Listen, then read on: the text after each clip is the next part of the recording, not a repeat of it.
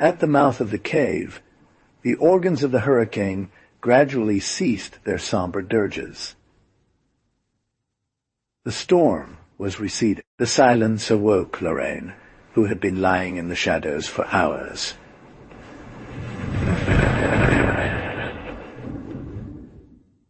Dazed, the Terrian dragged himself on his belly and looked outside. The black mountains raised impossible silhouettes against a Wagnerian sky heavily draped in crimson. Fantasies of an ancient catastrophe, Gothic spires, lace-like towers supported by twisted rose windows, defied the laws of balance above bottomless abysses. A few clouds were still tearing their dim green moors at the points of the peaks.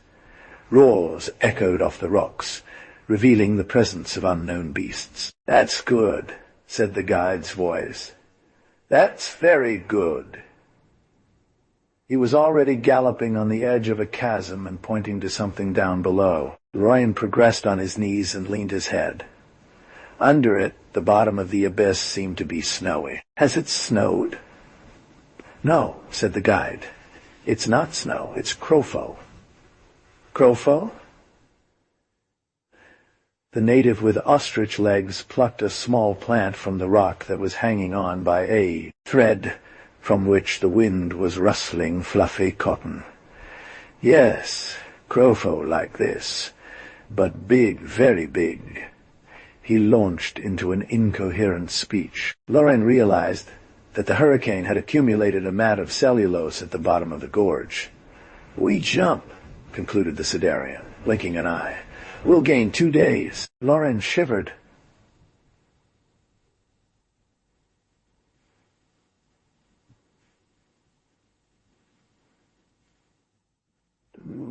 "Jump? Inside? Yes, no danger. Very good crowfoe. Look!" Lorraine lifted her eyes and saw a crowfoe straggler slowly spinning down to the ground like an enormous snowflake. "You're gaining 2 days," the guide insisted. "I'm gaining eternity," Lorraine ironized. At the thought of this fall from 1,000 feet, she felt all her fibers rebel. She called out to the guide, who was walking away. "Where are you going?" The harsh voice of the Sidarian echoed among the mountains. "I'm looking for an easy place to jump."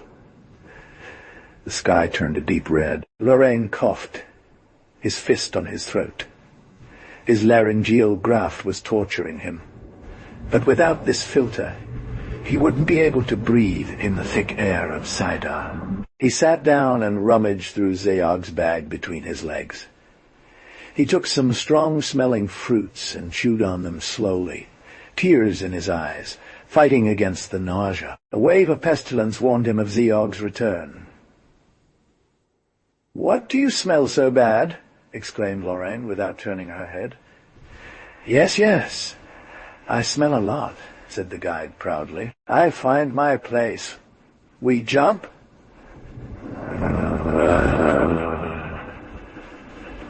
"Let's go," sighed Lorraine as she snatched up her weapon. He followed the dancing steps of Zeog, passed under stone arches, dodged monolithical anomalies, and arrived at a kind of natural diving board overlooking the abyss. The Sidarian jumped without hesitation. When he dared to look, Lorraine saw Zeog, a small brown spot, bounce like a ball on the crowfoe mattress.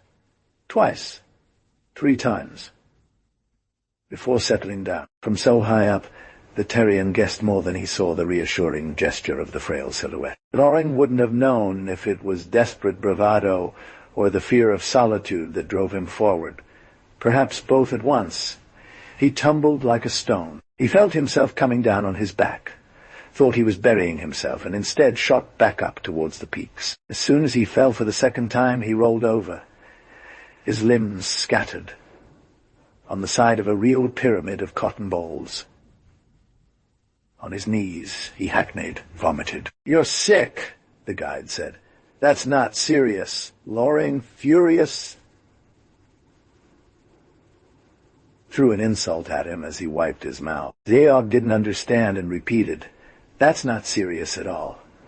Lorraine shrugged and threw a furious look at him, which suddenly froze. A huge thing was coming. Lorraine looked for his weapon and realized that the guide had picked it up. "Give me my gun." "No," said Seog, turning his head in the direction indicated by the Terrian's eyes. "You don't move, okay?" A 5-meter-tall biped with a vulture head was coming towards them.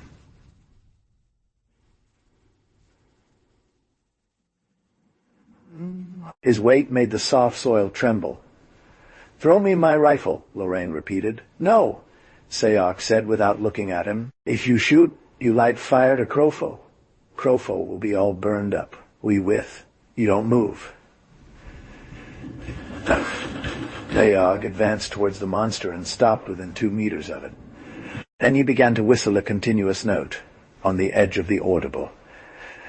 The monster tilted its horned head towards Seog and looked at it in the face. The hunter remained motionless as he continued to whistle. Then Lorraine saw something extraordinary.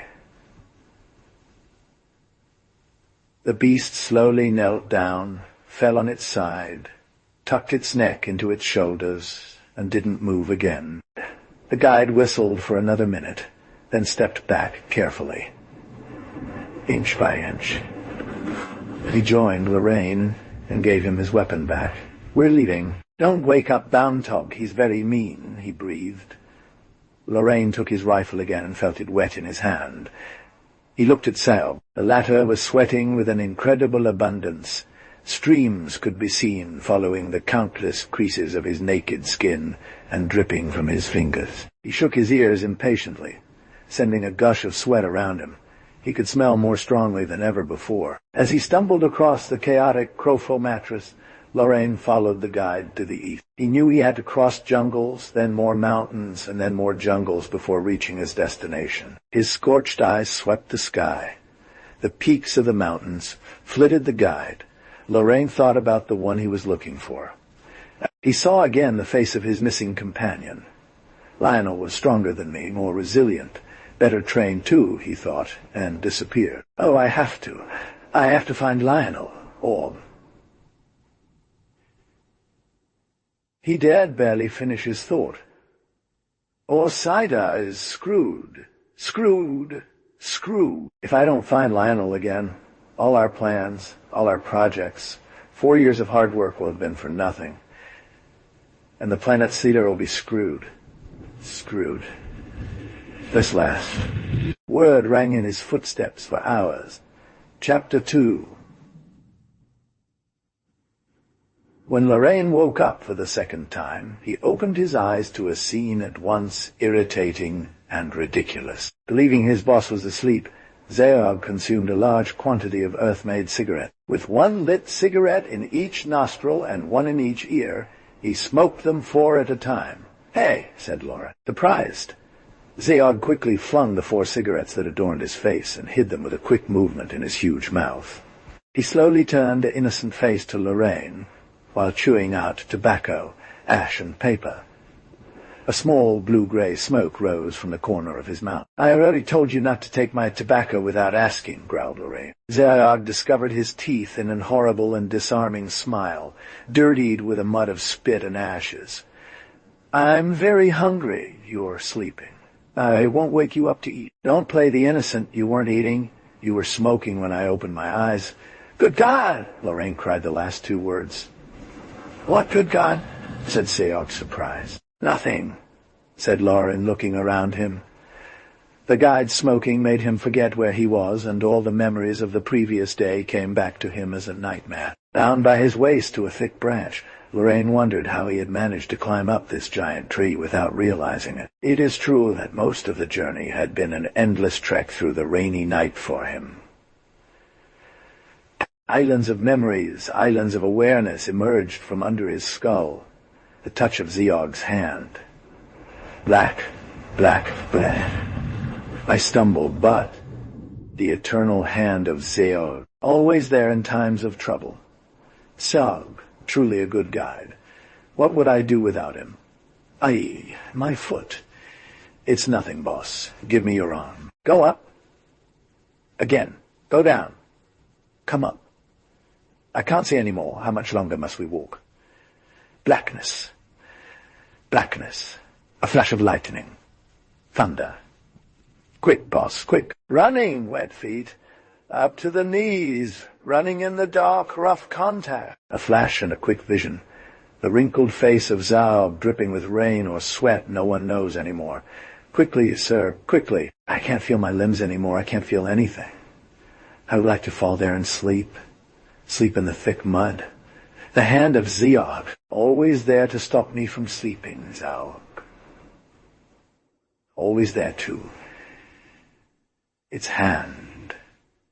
And so, that's the last little broken thread of memory. All this to end up dangling from a thick branch that rocks you in the middle of dancing flowers and fragrant butterflies. Because where are the flowers and where are the butterflies? One thinks it's a flower and it takes off whistling. One thinks a butterfly lands and it's a petal that falls. It's really heaven. Or rather, it would be paradise without that throat which hurts me and my multiple pains. The fat fingers, the Terran tried to undo the complicated knot that bound him to the tree. After 2 minutes, he gave up and Zaog came to his rescue. You don't fall. Especially, recommended the indigenous. Lorraine tried to see through the abundant blooms that were obscuring the ground. Below there is water, a lot of it, said Zaog. And foul beasts in it. It bites and you will die. Do not fall. We will continue the journey by climbing the branches. His spirits crushed by the fatigue he expected.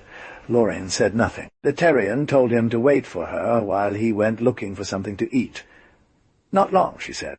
Lorraine watched him disappear into the middle of the branches, colorful vines, and flower garlands, like a dancing demon. A butterfly landed on his hand, and he, charmed, tried not to move. The giant insect stared at the man with its tiny, faceted eyes, and then it whistled a little flute melody on 2 or 3 notes, while Lorraine carefully examined it and tried to figure out whether it was producing this music with its trumpet or by making a crackling noise with its wings or abdomen. The golden and red butterfly siffled again, then unfurled its proboscis and lashed out at Lauren's arm with it like a whip. The tip of the proboscis pricked into the large vein. Lorraine staggered in surprise and almost let go of his branch. Then he cursed and raised a menacing hand towards the insect. A cry stopped him in his tracks. Lorraine watched the terrified face of the guide pierce through the foliage above him. "Let me do this," Zaog advised. Lorraine lowered his eyes and looked with disgust at the butterfly, whose body was swelling by the second, filled with terrestrial blood. In a matter of seconds, Zaog was beside him. With slow movements, he took the insect's abdomen between his fingers and gently squeezed it. The beast stuck out its trunk from Lorraine's arm and swung it at Zaog, but he squashed the abdomen with a crunch of phalanges. It made a loud crack and amber liquid oozed down Lorraine's disgusted knee. The Sidarian launched into an explanation. "If you squeeze me, you can't pull out my trunk and you'll die poisoned. If a butterfly squeezes its own trunk, it won't. It's a butterfly that dies." Lorraine looked at his arm with concern and thought that people talked a lot about dying in the country. The guide told him not to worry about his arm. He was bringing green fruit in the shape of question marks, or rather bishop's crosses, and brown fruit with fur-like bark. All Lorraine's sympathy went to the green fruit. He held out his hand. But Zaog firmly pushed him away. "If you eat green fruits, you will die. It's good for me, Sidarian, but not good for Terrian. You can eat the brown fruit peacefully." The Terrian took a fruit from which a smell of disgust emanated and peeled off its bark. He got a soft white bowl that was warm to the touch. A little juice flowed where it had apparently been torn from the tree. Lorraine chewed without enthusiasm. His mouth filled with an acrid taste, and he had trouble chewing the fibrous bits. "Where did you pick this up?" he asked the elk. Zaog answered, his mouth full, I didn't pick it up. Zayog, annoyed by his mouth being full, ran his fingers over his thigh, imitating an animal fleeing. I didn't pick it up, he finally said. I was caught.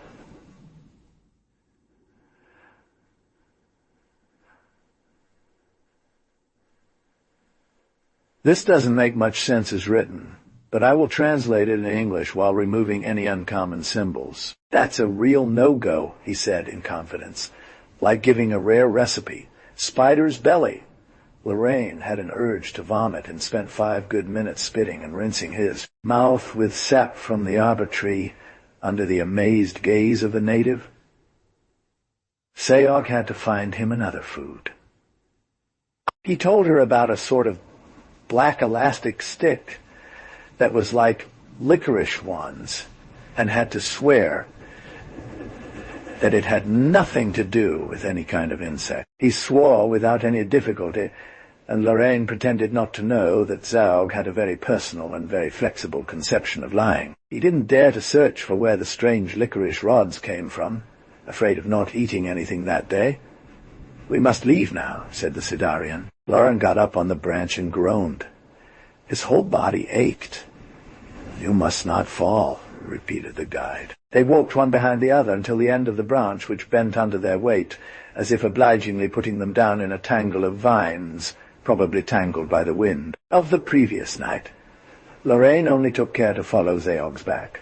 They struggled for a good quarter of an hour in the middle of garlands, plant cables, and crushed flowers. All this commotion seemed useless to Lorraine, who did not see himself advancing, and judged himself as lost as an ant in a ball of wool.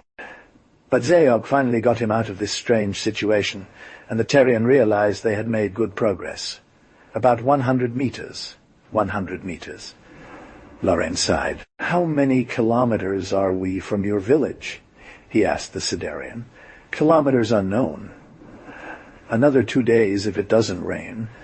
6 days if it does rain." It did not rain. They arrived at the village in the morning of the 3rd day. The sun shone on a valley floor, several hundred flat-roofed or convex buildings, between which one could make out the irregular cracks of barely drawn streets. The trees with crosses in great numbers, overhangs, the roofs, or even, when they were flat, grew on top of them. A murmur from the crowd, sometimes torn by the shrieks of children, slowly rose from the small settlement.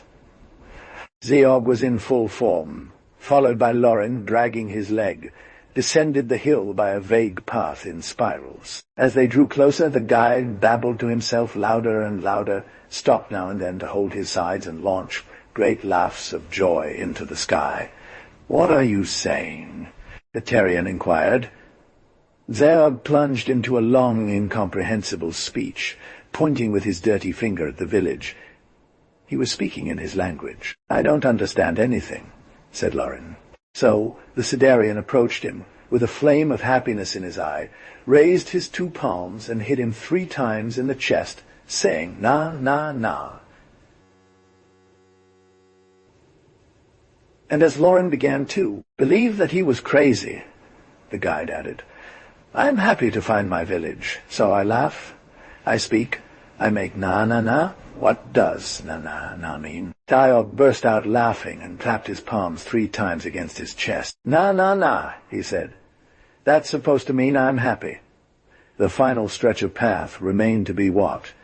It would lead to the first buildings. Lauren spotted a Sidarian child curled up in the dust, playing with a small green snake. The children must have heard them coming as he looked up. "Na, na!" shouted Sao. The child leaped to his feet and, head turned toward the sun, cried in a hoarse voice something like, "Chigahamaten mak Sao." A rocket of different exclamations shot out of the windows and courtyards around. Lorraine didn't have time to ask her guide the meaning of the phrase uttered by the child. They were arriving at the gates of the village, and groups of 2 or 3 natives, coming out everywhere, were already running towards them. They entered a tortuous street when they were greeted by a cacophony of cries, whimpers, and "ah, na, na." The crowd was growing by the minute. Sal was making big unnecessary gestures to get past and laughed with a big mouth. The street was blocked by the crowd. A big Sidarian with a glistening face and little pig-like eyes approached Lauren by playing elbows. He lifted his palms. He slapped them on her chest while yelling, "Na, na, na." Everyone wanted to imitate him. The mob rushed at the Terrian. "Na, na, na." Lorraine, chancelite, saw faces pass him in a flash.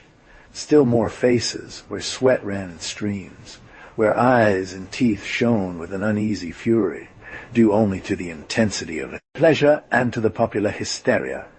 The Terrian, trying to make a good impression, tried not to move too much under the slaps of friendly affection he received. He was looking for Ziog with his eyes.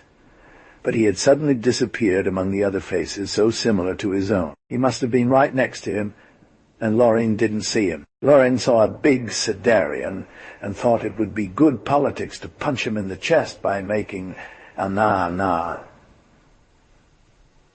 So he struck the viscous skin 3 times with his hand. The unexpected choice of the Sidarian, perhaps annoyed by the children running in his legs, stumbled backwards. He almost fell. Straightening up, he returned the courtesy to Lorraine with a triple push that sent him rolling on the floor. The crowd burst out laughing. Lorraine was barely standing when a new Sidarian threw him to the ground. He got up and fell for the 3rd time. The natives were getting into the game. It was a race to see who could knock the Terrian down with their nanana. A few even straightened the young man themselves, so they could have the greater pleasure of throwing him to the ground. The game was becoming dangerous for Lauren. Exhausted, deafened by the nanas, disgusted by the Sidarian stench, he shouted,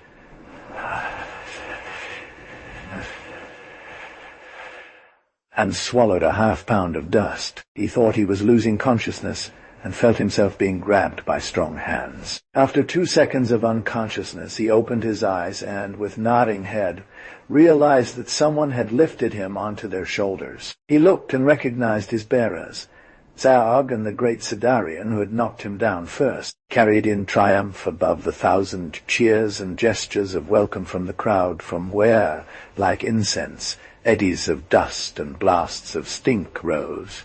He moved gently, cut through the sea of Sidarians with the slow and sure force of his 2 bearers. Little by little, the crowd followed the movement, without interrupting its tumult. They walked faster.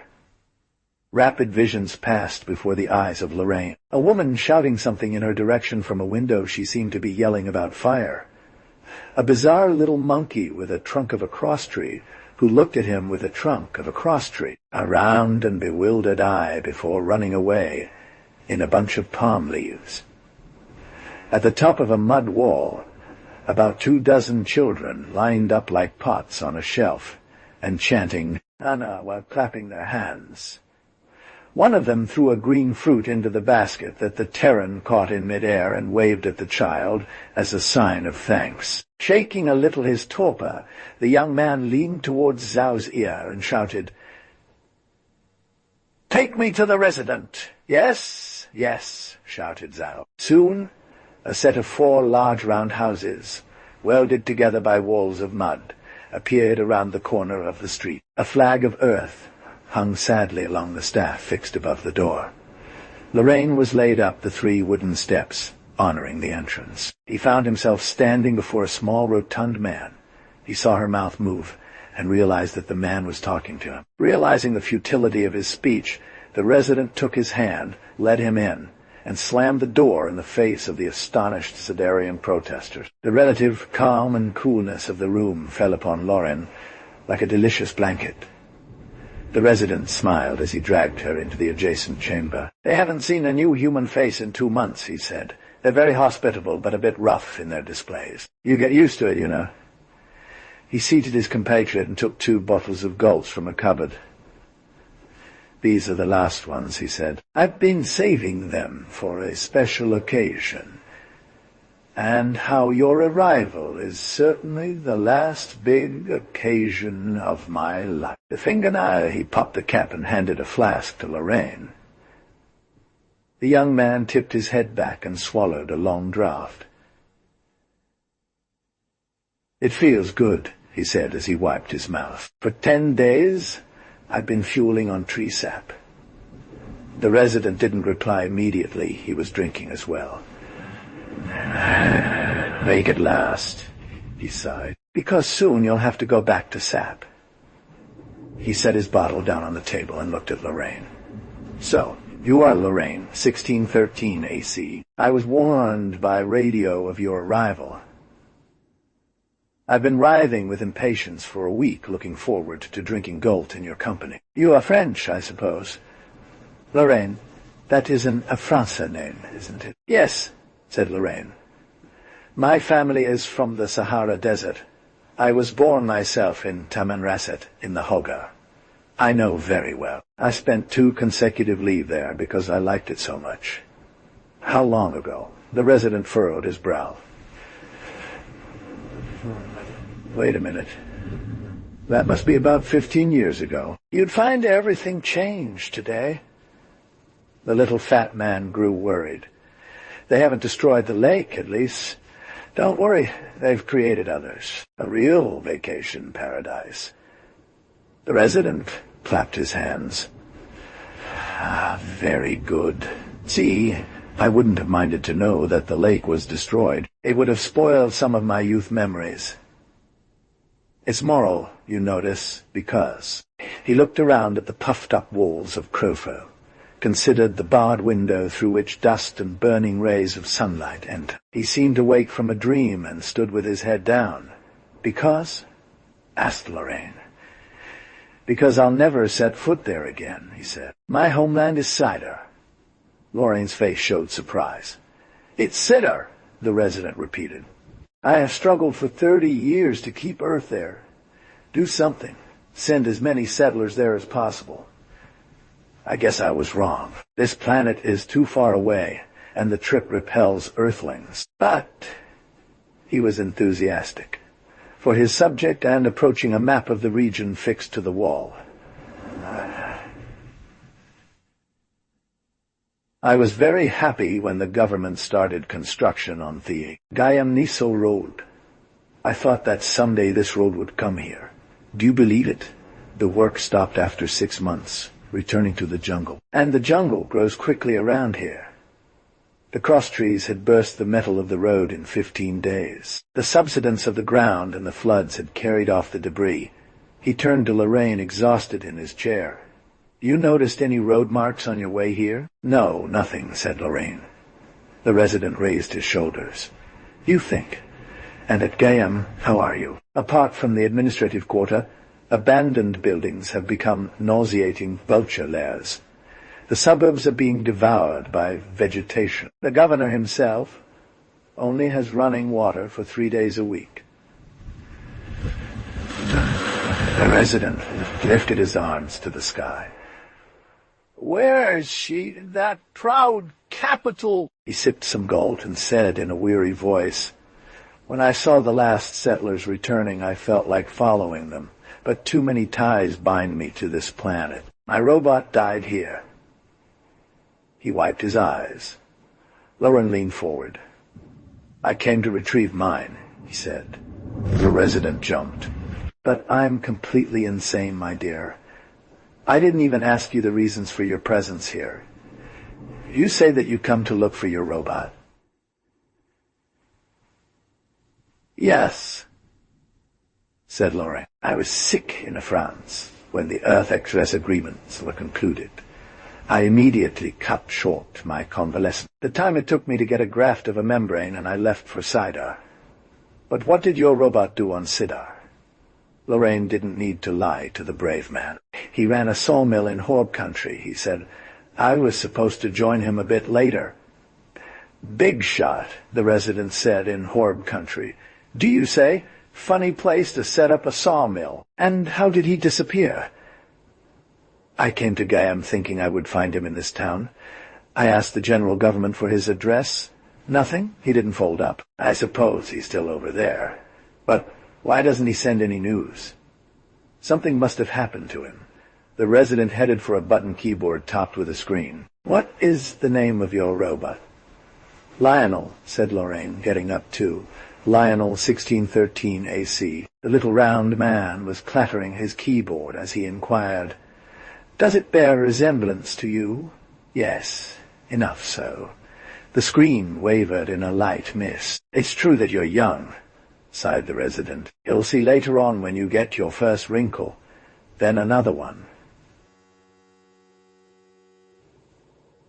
And when your hair starts turning grey, and you gradually grow more out of shape, your robot will become more and more expensive, more and more precious.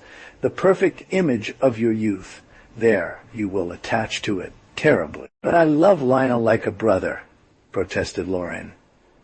Yes, yes, said the little man. But as you get older, you'll love him like a son. The screen suddenly showed a face. Lauren's own face. The resident looked from the bright portrait to the young man. Yes, it is indeed another you, he said. Your illness has a little thinned you out, perhaps. Please, said Lorraine. Give me quickly the news of the circle. The resident pulled a lever and plucked a perforated card from a drawer. He inserted this card into a kind of typewriter that sprayed characters across a plastic sheet. Lorraine devoured the text with his eyes, word by word. Lionel, 1613 AC. Robot of Lauren with the same matricule. Arrived on Sidar from Earth via Gaiam Spatiodrome on 2022 AA10. Individual travel authorization and provisional emancipation limited to 2 years, signed by Lorraine, his master, and legalized by French authorities with number 3722. GS-63, planned activity. Establishment on Sidar of a factory fortress on the northern borders of Horb country. News, normally filled formalities and purchase of necessary. Departure air on 18 AA22 for Horb country. Buildings erected 100 kilometers north of the confluence of the Great River, Yellow River, forming a frontier with the federal territory. I already know all this, Lorraine says impatiently.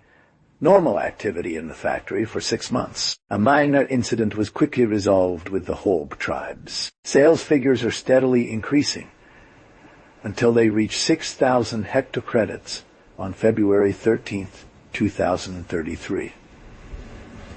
Latest news. Got an order to withdraw after the Ter-Exres agreement, leaving Sidar to the Exresians. Preparations for departure. Solar Gaiam Bank notified me that I had received 130,000 hectocredits from Lauren, taken from my allocation of compensation for expropriation. The Horb tribes are stirring up. They know about my intentions to leave. I will leave in 2 days with the material packed in a rocket. Incredulous, Lorraine shook her a little. No, that's all, said the resident. Lorraine sank into a chair. I know no more than from Gaiam services. He sighed regretfully. He coughed, feeling like he was about to expel his laryngeal graft. Sobbing. He forced himself to calm the spasms in his diaphragm. Tell me frankly, resident, he said as he wiped his lips with a handkerchief. I have to go on foot since the rockets are requisitioned by the government. Is it possible? The resident made a face and admitted, Nothing is impossible, but it will be hard. The Horbs are a funny bunch, you know. You will be lucky if you make it to your destination. And to find what, I ask you? I fear that misfortune has befallen your Lionel. I'll go, said Lorraine. I must go. The resident took a drink of goblet wine. I understand you, he said. If I weren't an old man, I would accompany you. I don't expect anything from life anymore. I've lost my robot, and this planet will be infested with Exresians in 6 months' time. But I'm afraid I'll be a burden to you too much. In any case, you can count on me for all the moral support and information you need. What is it? Lauren had let himself sink back into his chair. The blues around his eyes gave them a tragic glow. I'm terribly tired. You need a good shower and 2 days of sleep. The resident advised, you should take some sleeping pills because... He consulted a calendar on the wall before continuing. There's a red night tonight. The glow of Satellite 2 was transforming the landscape into a bloody scene, and the natives would shout all night long. That's part of their religion, you know. Chapter 3. Lorraine believed that he had been transported to hell by the torrents of blood falling from the sky, cascading down the mountainsides, sweeping through crowds of moaning, damned souls. Pile mixture with the resident, Zeog, and the natives, it rolled towards hideous ravines, fell 1,000 feet into a thick red liquid lake where heavy drops formed bubbles. But instead of sinking to the bottom, devouring this horror, it bounced back 2 or 3 times on the suddenly solid surface, like a ball of cloth. He knelt, mindless. At the edge of an immense, the smooth scarlet mirror, he leaned forward, gazed. Recognized Lionel, a symmetrical image at the bottom of the mirror. He wanted to extend his hands, shout Lionel, but had to stay subtly paralyzed, speechless, fearing to dissipate the comforting appearance. Lionel didn't move either, but could still cry out. Immovable, with haggard eyes and streaked with bloody trails, he was emitting strange, huge sounds from the bottom of his throat that resounded like organ notes beneath the vast surface of the lake. Hang, hang. Lionel is mad, Lorraine thought to himself. He wanted to smile at him to calm him down, but felt his face remain expressionless, despite his efforts. Hang! Hang! The terrible sound was piercing the eardrums. The horror shattered the strange paralysis of Lorraine, who jumped and found herself standing at the foot of her bed, screaming, Lionel! He didn't know if he was still dreaming. Hang! The cry became so close, so powerful, that the young man saw the plastic mosquito screen shaking in the sun outside his window. Doors slammed in the corridors of the house. The resident appeared at the doorway of the room, weapon in hand. "You're up," he said. "Quickly take your pistol and follow me."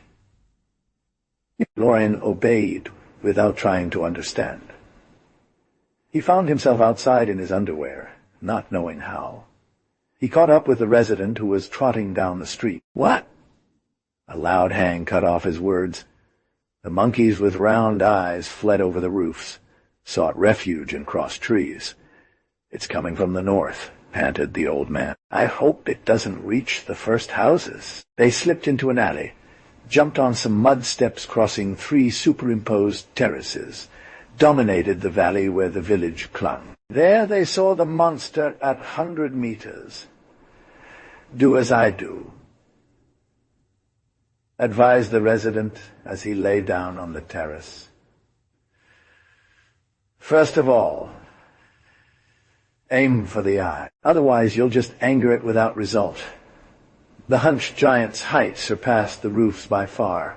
He smashed the shacks with his fists and beat clusters of Sidarians. From the vertebrate spittle and severed limbs, packages of entrails hung from his toothed jaw. Inelegantly, the idea arose in Lorraine of an unsavory individual struggling with a plate of spaghetti. He shoulder-ruddered. The 2 weapons almost simultaneously hissed. The monster opened its mouth like a tunnel and stood upright, arms raised to heaven. Its bulk blotted out the sun. It tittered, tilted its head as if a giant balloon was deflating. Then it flopped forward. Lorraine felt like he would fall on top of them and shut his eyes. Tense, he felt the fall shake the ground like an earthquake, and dared to look. In the midst of a cloud of dust that danced as golden specks in the sun, he sensed gigantic outlines collapsed upon some 50 crushed houses. Crossed fruits were still whirling in the air before crashing to the ground. One of them exploded on the terrace, just steps away from the Terrans. Lorraine turned towards the resident. This text has been translated as follows. He had risen on one knee. He wiped a brow smeared with sweat and dust. "And here we are," he said simply. Lorraine swallowed some muddy saliva. He didn't recognize his own voice. "What is it?" "A troll," the old man said, lowering the safety of his weapon. Standing up, he ran a hand over his trousers. "You've never heard of this before? It is true that the race tends to disappear. Personally, I have not seen any for 5 years. They are more numerous in Horblat. The people here call it a krotang. They went down to the street to wake up like this, exclaimed Lorraine. He coughed a bit, supporting his hand on his throat. He looked at his soaked hand, his dripping chest. I sweat as much as Zaub. But the natives, the resident descended to the last step. Oh, he said. A bombardment wouldn't wake them up until noon at the earliest. During the red nights, they get drunk and kill themselves. The sap ran freely. In this state, you could roast them little by little without them regaining consciousness. Without us, the whole village would have suffered. They entered several quiet alleyways where the dust slowly settled, climbed through rubble. Coughing and sobbing, Lorraine leaned against a wall streaked with cracks and stepped back as if he had been burned. The wall was wet and soft. He realized that he had run into the ogre at the very moment when the resident said, "Oh, there is no danger left.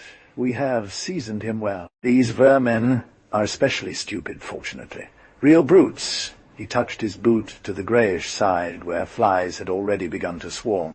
The slight shock caused the layers of fat wrinkles to tremble, topped with small bouquets of red-haired hairs.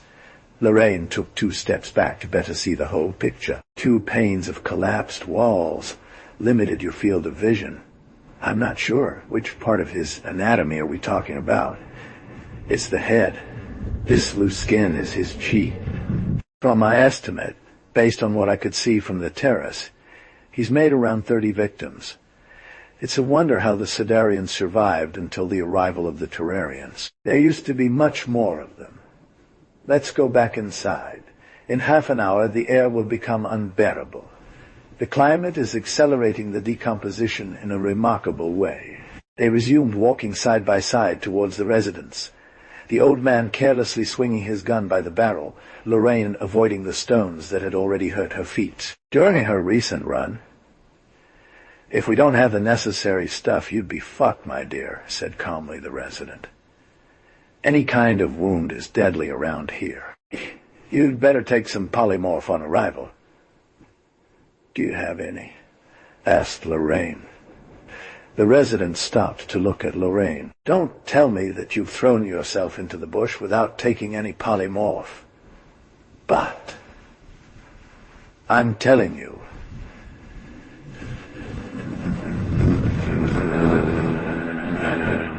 "Learn you." The resident marched faster, muttering, "You are completely crazy. You could have gotten yourself killed 100 times. The official announcements are categorical, after all. Did you at least read them?" They entered the residence. "Which announcements?" Lorraine said, following his host into a room. The old man was rummaging through a closet. Lorraine looked at the furniture in the room. He exclaimed, "But you have here an ultra-modern operating room." "It cost me all my savings," said the resident. "Medicine is my Ingris." He found what he was looking for and handed a bottle to Lorraine. "Drink this," he said. Lorraine obeyed. "How could you not have been given any instructions?" surprised the resident. "Because," said Lorraine as he wiped his mouth, "we completely lose interest in the fate of those who turn back. Walk around Sidar if it pleases you, but at your own risk and peril. We could have given you some advice. They only gave me one. Give up my project." The resident scratched his head. "Of course. Note that I am in the same boat as you. I was even surprised that they warned me of your arrival. A disinterested initiative, no doubt. In fact, I'm nothing here anymore. I have no official function left." "But I think about it," said Lorraine. "I got stung by a fly in the jungle. Do you think the polymorph is on standby?" Sayog had reassured me. "Don't hit each other, old man. These butterflies are naturally loaded with antibiotics even more effective than Polymax. It's why their bite is generally harmless, if one does not break the suctorial part in the wound, which case it is very difficult to get out of because the point adheres to the flesh with barbs that are only removed after a certain time, too long for the effectiveness of antibiotics. If you had read the instructions, you would know this. He looked at Lorraine from head to toe. He added, "There are worse things, for example, walking around naked in the sun." He pointed out of the window to the shining star and said, "Alpha Centauri is a first-class star. It emits I don't know what kind of rays." "Well, you weren't exposed for very long." Lorraine made a gesture of regret. "I have a lot to learn," he said. The resident placed his hand on the young man's shoulder. "You have much to learn. Listen. I like you. Yes. Yes, the attachment you feel for your robot is an indication of a chivalrous soul. Old Earth, if you will. Today, so many people use their mechanical doubles for whatever purpose, without mercy, and are quick to procure new ones in case of misfortune. But believe me, nothing can equal the first robot, the one we had at 20. So, myself, what would I make of a new friend who would resemble like a brother to the good old man that I have become? No, I will always regret the only valid companion, a mirror of my youth. Why not have a duplicate made of your 20-year-old electro-physio mold?" The resident shook his head. "In my day," he said, "you had to be a billionaire to keep your physio mold all your life. Mine has been dismantled a long time ago." He snapped his fingers and went on. "And then, the body of a robot is not the main thing. The main thing is the head. The head contains the soul of our metal companions. It holds memories, habits, slowly strengthened affection resulting from years of shared life. All of this recorded on microfilm. The loss of my robot is irreversible. I saw his head crushed." "How did he die?" inquired Lorraine. The resident cleared his throat. "A robot doesn't die of natural causes," he said. "Marshall, c'était son homme avait été aplati sous une robe détachée des sommets par la foudre. C'était pendant une tournée d'inspection dans les monts noirs. Il indiqua une petite croix rouge sur la carte épinglée au mur. Ici, Laurent s'approcha. Qu'y a-t-il à inspecter par là?" Le résident éclata de rire amèrement. "Oh, misérable village de Sidariens accrochés aux pentes! C'était to inoculate these savages who don't thank us for it. This is why Marshall died. And the expressions treat us like colonialists. Of course, I got the bounty, the blood price, if I may say so. The federal administration is perfect. It even provides for payable grief." I left Marshall to his natural tomb. In the face of the old man's suffering, Lorraine knew what to say. He thought of Lionel.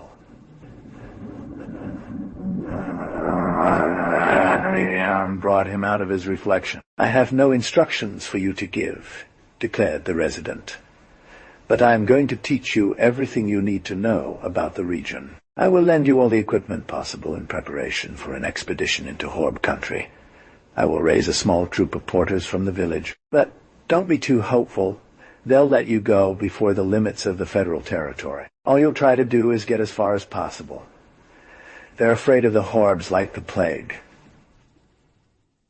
Chapter 4th. Nana. A voice from Sidar.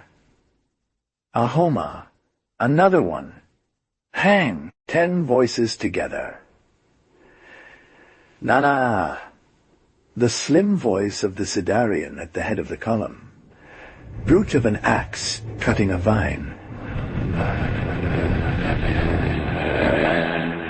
Ahoma. Chant of the rear guard Sidarian. The sound of a fruit on a stick tumbling from branch to branch. Hang!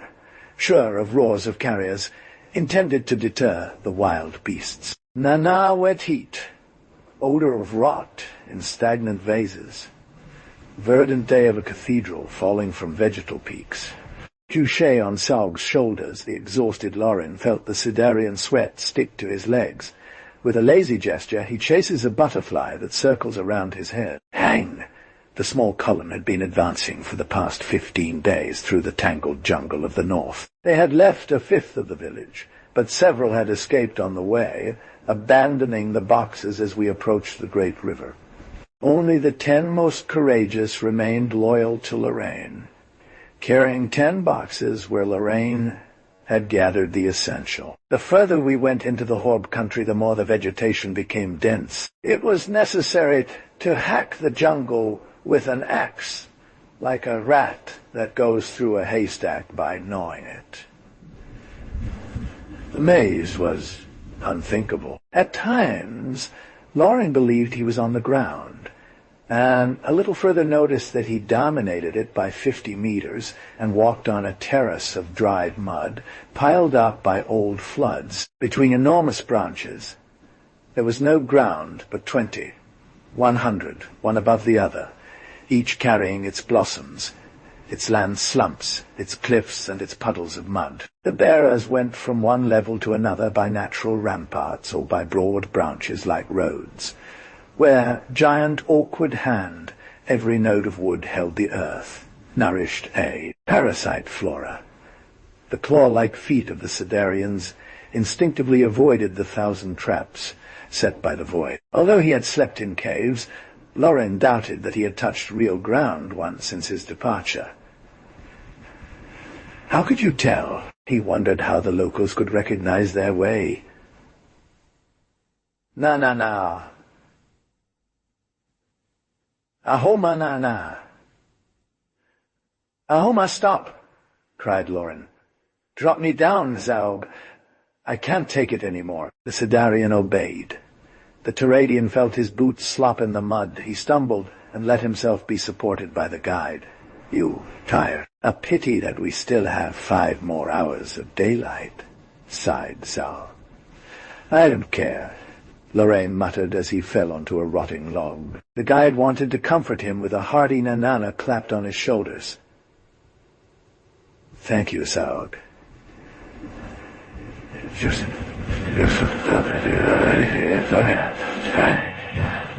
Zaug turned to the others, gathered around the Terrian. He appreciated the compliments greatly. Jealous, the others wanted to offer their own witty remark in hopes of getting a smile from Lorraine.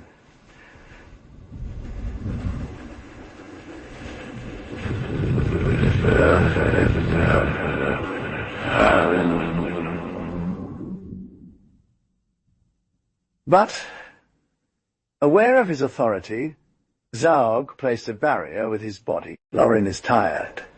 With a mechanical gesture, Lorraine looked for a cigarette and remembered that the last cartridge was locked in a box. Then he realized that he had no desire to smoke, that he hadn't smoked in a good week. He considered the faces with large mouths that surrounded him, felt a surge of recognition and affection for his last faithful. He breathed heavily. Open the red chest, Zaug, and give everyone cigarettes. A rush for the red chest. Na. Enthusiastic palms struck the plastic slats as Zaug, the grumbler, distributed slaps and spanks in all directions to restore order. Lorin closed her eyes, leant back against the rough bark trunk. Something fell on his hand. He looked and saw that an open pod was pouring blue seeds on him. One of them had lodged between 2 fingers of Lorraine. He closed his eyes, mechanically played with the little smooth grain, felt swayed by the gurgling of joy of the Sidarians, dozed. Fire! Asked Zaug. Lorraine woke up in a fright and emptied his pocket. Something embarrassed his gesture. He looked at his hand. A small green plant was sprouting between the median and index fingers. The seed had sprouted in a few minutes, and the leaves were unfolding before your eyes. Quick! The toolbox! Lorraine ordered, struggling not to move his hand as a burning sensation tormented his flesh. The face prickled with cigarettes. Zaug bounded, picked up the medicine case placed on a crate, and knelt down near the Terran. With his left hand, Lorraine grabbed a glass ampoule and pricked its tip into the sturdy stalk that was already 5 centimeters long. The leaves instantly turned yellow. The plant thinned out, dried up. She detached herself from her, leaving a star-like scar on the skin between the fingers. Lorraine drank a little polymers, closed the kit and handed his lighter to the circle.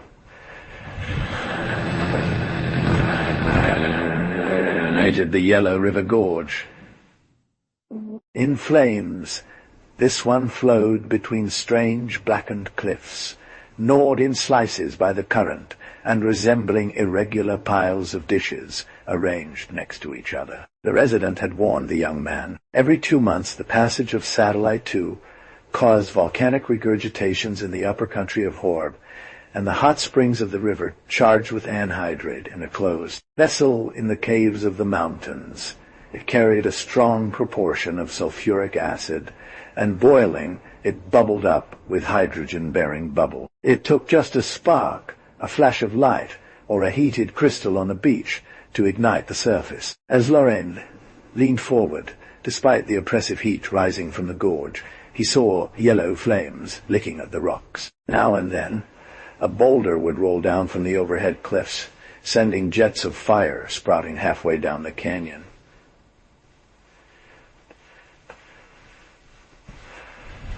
Further along, the fiery meanders mingled with the waters of the great river. The confluence formed a vast gold lake, tinged blue where the acid proportion was too low to act on the rocks. Gold and azure serpents, the currents intertwined in a grand fight before being swept north, where the triumphant river was tinged with overseas hues.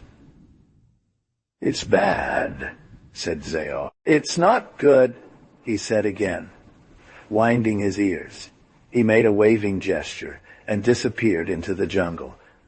Lorraine saw him plunge into a tuft of palm. 3 seconds later, a human-like silhouette reappeared among the branches, soon lost again behind green curtains. Lorraine shrugged and looked at the other shore. 100 meters away, a little downriver. "The whole country," he murmured. In front of him stretched a red savanna cut by trees with twisted branches. By slight undulations, the ground rose up to hills blocking the horizon. Lorraine took his binoculars and scanned the area, bush after bush. The plastic lenses, deformable at will by simple pressure of a finger on a button, allowed him to see insects jumping in the grass at 2 kilometers. Strange animals were running in bounds toward the hills, fleeing or pursuing something. No sign of hordes. Lorraine spread out her map and studied it for a moment. 100 kilometers to the north. The factory was very far beyond the height. You had to cross the river. He sighed and opened a box, grabbed a hand grenade and aimed at a crack in the rock on the opposite shore. He pulled. The thread unwound as it whistled, and its end firmly lodged at the edge of the Horb country.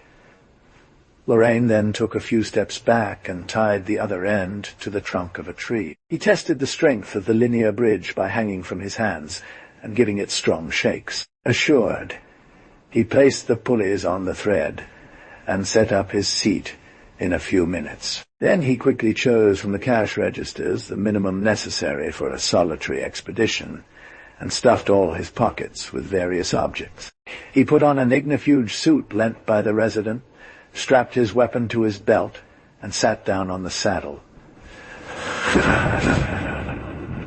From the pulleys, he gradually loosened the brake and felt himself carried over the abyss. The few seconds it took to cross seemed strangely long as he saw the details of the country of Horb, where the adventure really began, grow before him and take shape. As he arrived at the cliff across from him, he made a recovery and put a trembling knee from fatigue in a tuft of red grass. Dragging himself on all fours, he took his first step into the land of Horb. His worried silhouette rose up at the edge of the savannah. He realized that he was an easy target for any attacker. He removed his fireproof suit, carefully rolled it up, and stuffed it into a large pocket on his side. Then, with his weapon in hand, he slowly walked towards the hills. staying as far away from the cross-shaped tree clusters as possible. Each step raised small clouds of leaping insects. Whispers of elytra rose from every blade of grass and formed a vast murmur, a backdrop of sound upon which Lorraine could hear only the beat of his own heart and the crunching of reeds under his boots. He went another mile beneath the hot alpha sun of Centaurus and stopped to drink a little. With his head laid down under the gourd, he shut his burnt eyes to feel the coolness drown his throat. He made 3 gulps and coughed. Then he leaned an ear, uneasy. He had thought, no. He was about to drink again when a strange sound paralyzed his gesture, bitter as a broken horn. A horb whistle had just pierced the heat. The resident had played him recordings of the horbs. There was no mistaking it. His twin daughters searched the hills, looking for the gesturing silhouettes he feared would arrive. Nothing. Tended, he resumed his walk and covered another 500 meters before falling into the trap. A whistle concert erupted all at once behind him, while dozens of black demons, apparently born from the earth, jumped into the grass in pursuit of him. They had to crawl, take advantage of the slightest folds of the ground to turn him around. Nervous and shaking hands, Lorraine frantically searched her long pocket on her right leg and pulled out the instrument. The carrying to his lips, he blew the barbaric musical phrase learned by heart at the resident. Ro-ah, jer, sift. Do so, me flat. In turn on the bass, speak high notes of an organ, a flute, a steam whistle. I come as a friend. The hordes did not slow their momentum. As if on springs they leaped over the grass and whirled their weapons around them. They hurled their javelins forward and ran after them before they reached their target, passing them from hand to hand with a deadly skill, without interrupting their sail. Terrifying chorus of trumpets, horns, and whirling whistles. They were 50 meters away. A shower of javelins rained down on Lorraine, immobile, literally caged by the hamps that vibrated in the ground. Never worry, Lorraine repeated to himself. Never let a horb think you are afraid of him. He closed his eyes and, puffing out his cheeks, he repeatedly chanted that their friendship phrase, Roa Jir Setift, Roa Jir Setift. Chapter 6. Lee in his pit, filled with red hay. Lorraine. Weapon.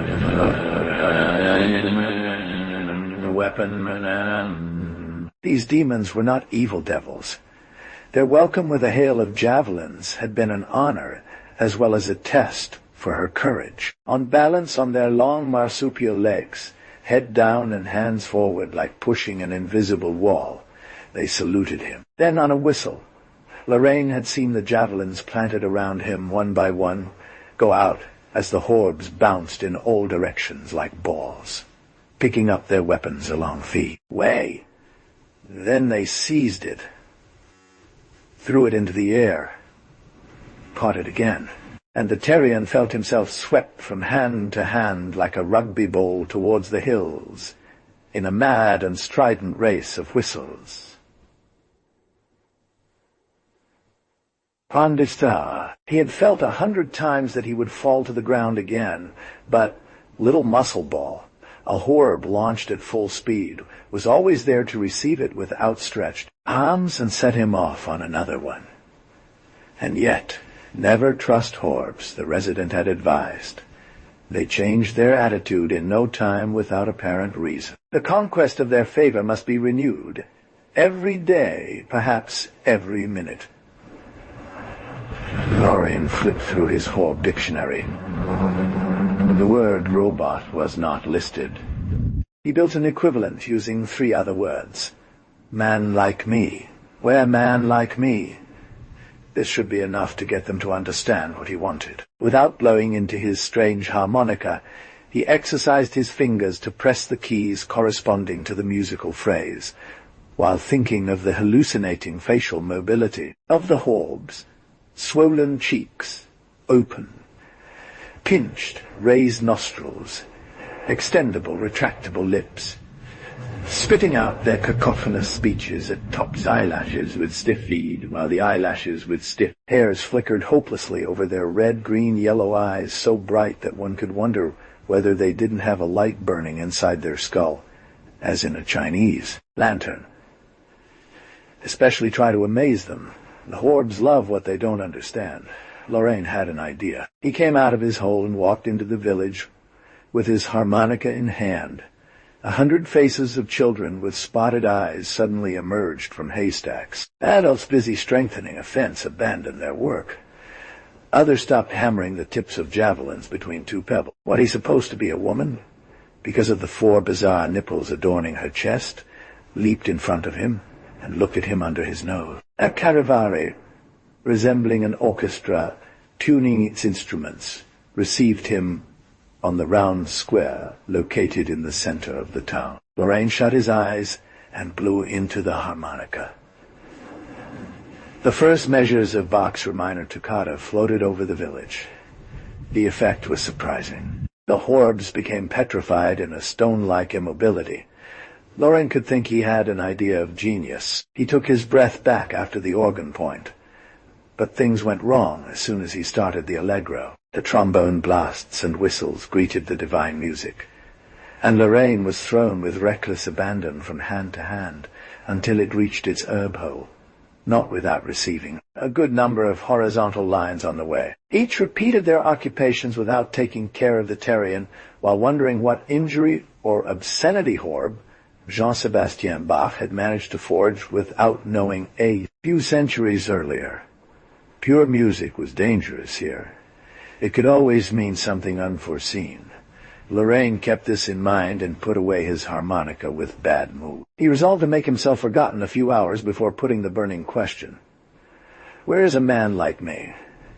As for leaving the village, it was not worth considering. 2 attempts had already been blocked by sturdy fists, despite the musical protests of the phrase of friendship learned by heart.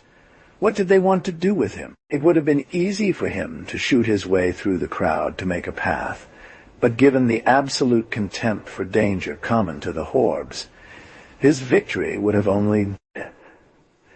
In temporary, exhausted, Lauren decided to make the most of his forced rest. He gorged on the sleeping drugs and immediately fell asleep. Chapter 7. Lorraine had a nightmare. He dreamed that 1,000 black devils beat him up, flayed him alive, burned his extremities with red-hot javelins, all in the sound of brass and the noise of fair ground. Music recorded backwards to make it more baroque. I've taken too much sleeping pill, he thought to himself in half-sleep. He wanted to turn around to get a more comfortable position, and he groaned. The burns on his limbs were real. His moan awoke him. He opened his eyes to a landscape soaked in burning sun, which distorted everything, made yellow colors wave, blurred the azure of the sky, made red painful to the retina. He sighed again, shook his aching head to banish the tears that had been brought by the flash of colors. He first saw his hands, red and swollen hands, tied above him to a wooden bar. He looked at them without understanding, grinding his teeth against the pain, cutting into his bound wrists. Why am I hung by my hands?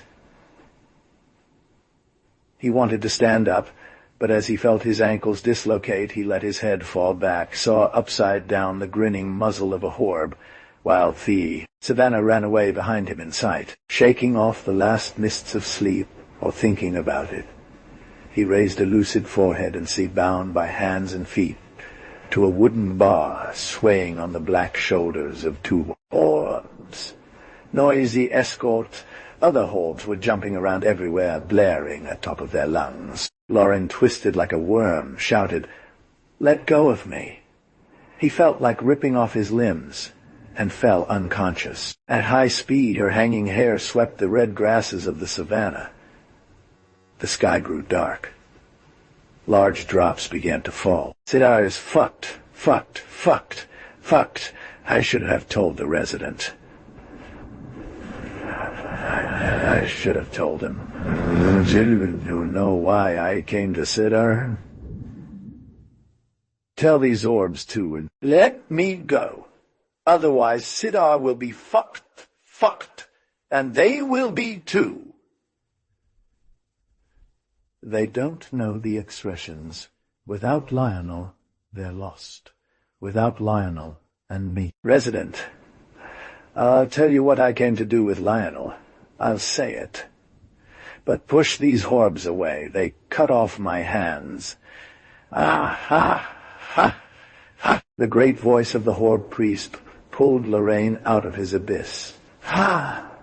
The priest stood like an acrobat on a Horb shoulder pyramid.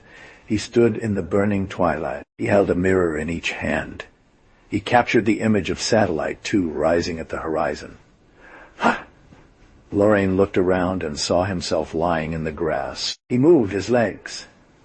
Only his hands were still restrained. He sat down gently. Everywhere, silhouettes squatted, silent Horbs were watching something in the pond and in puddles of the last storm water. "Are they fishing?" Lorraine whispered.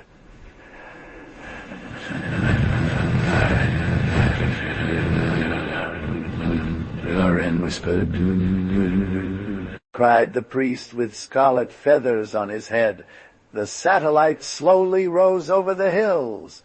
Ha! The fire had only just been stoked, and a young man from Lorraine was rubbing grass pads over a shield of metal to bring out its shine. He suddenly cried out,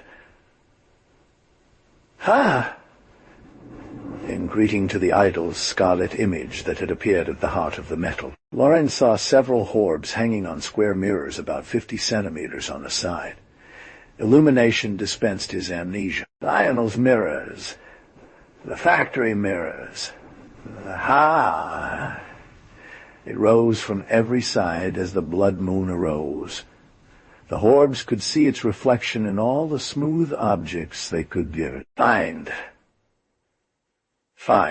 Out of breath, the Horbs inflated their chests like barrels to shout again, without stopping and without ceasing, while the priest punctuated their litany by striking his 2-2 mirrors together as copper cymbals.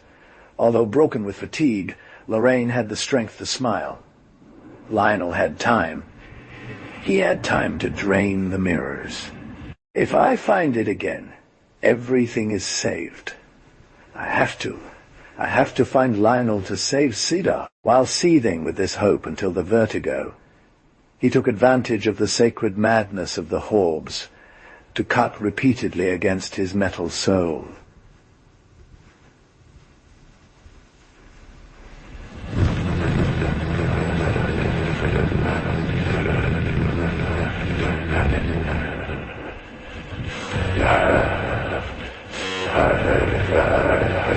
The red eye of the Satellite lit 1,000 fires in the ponds.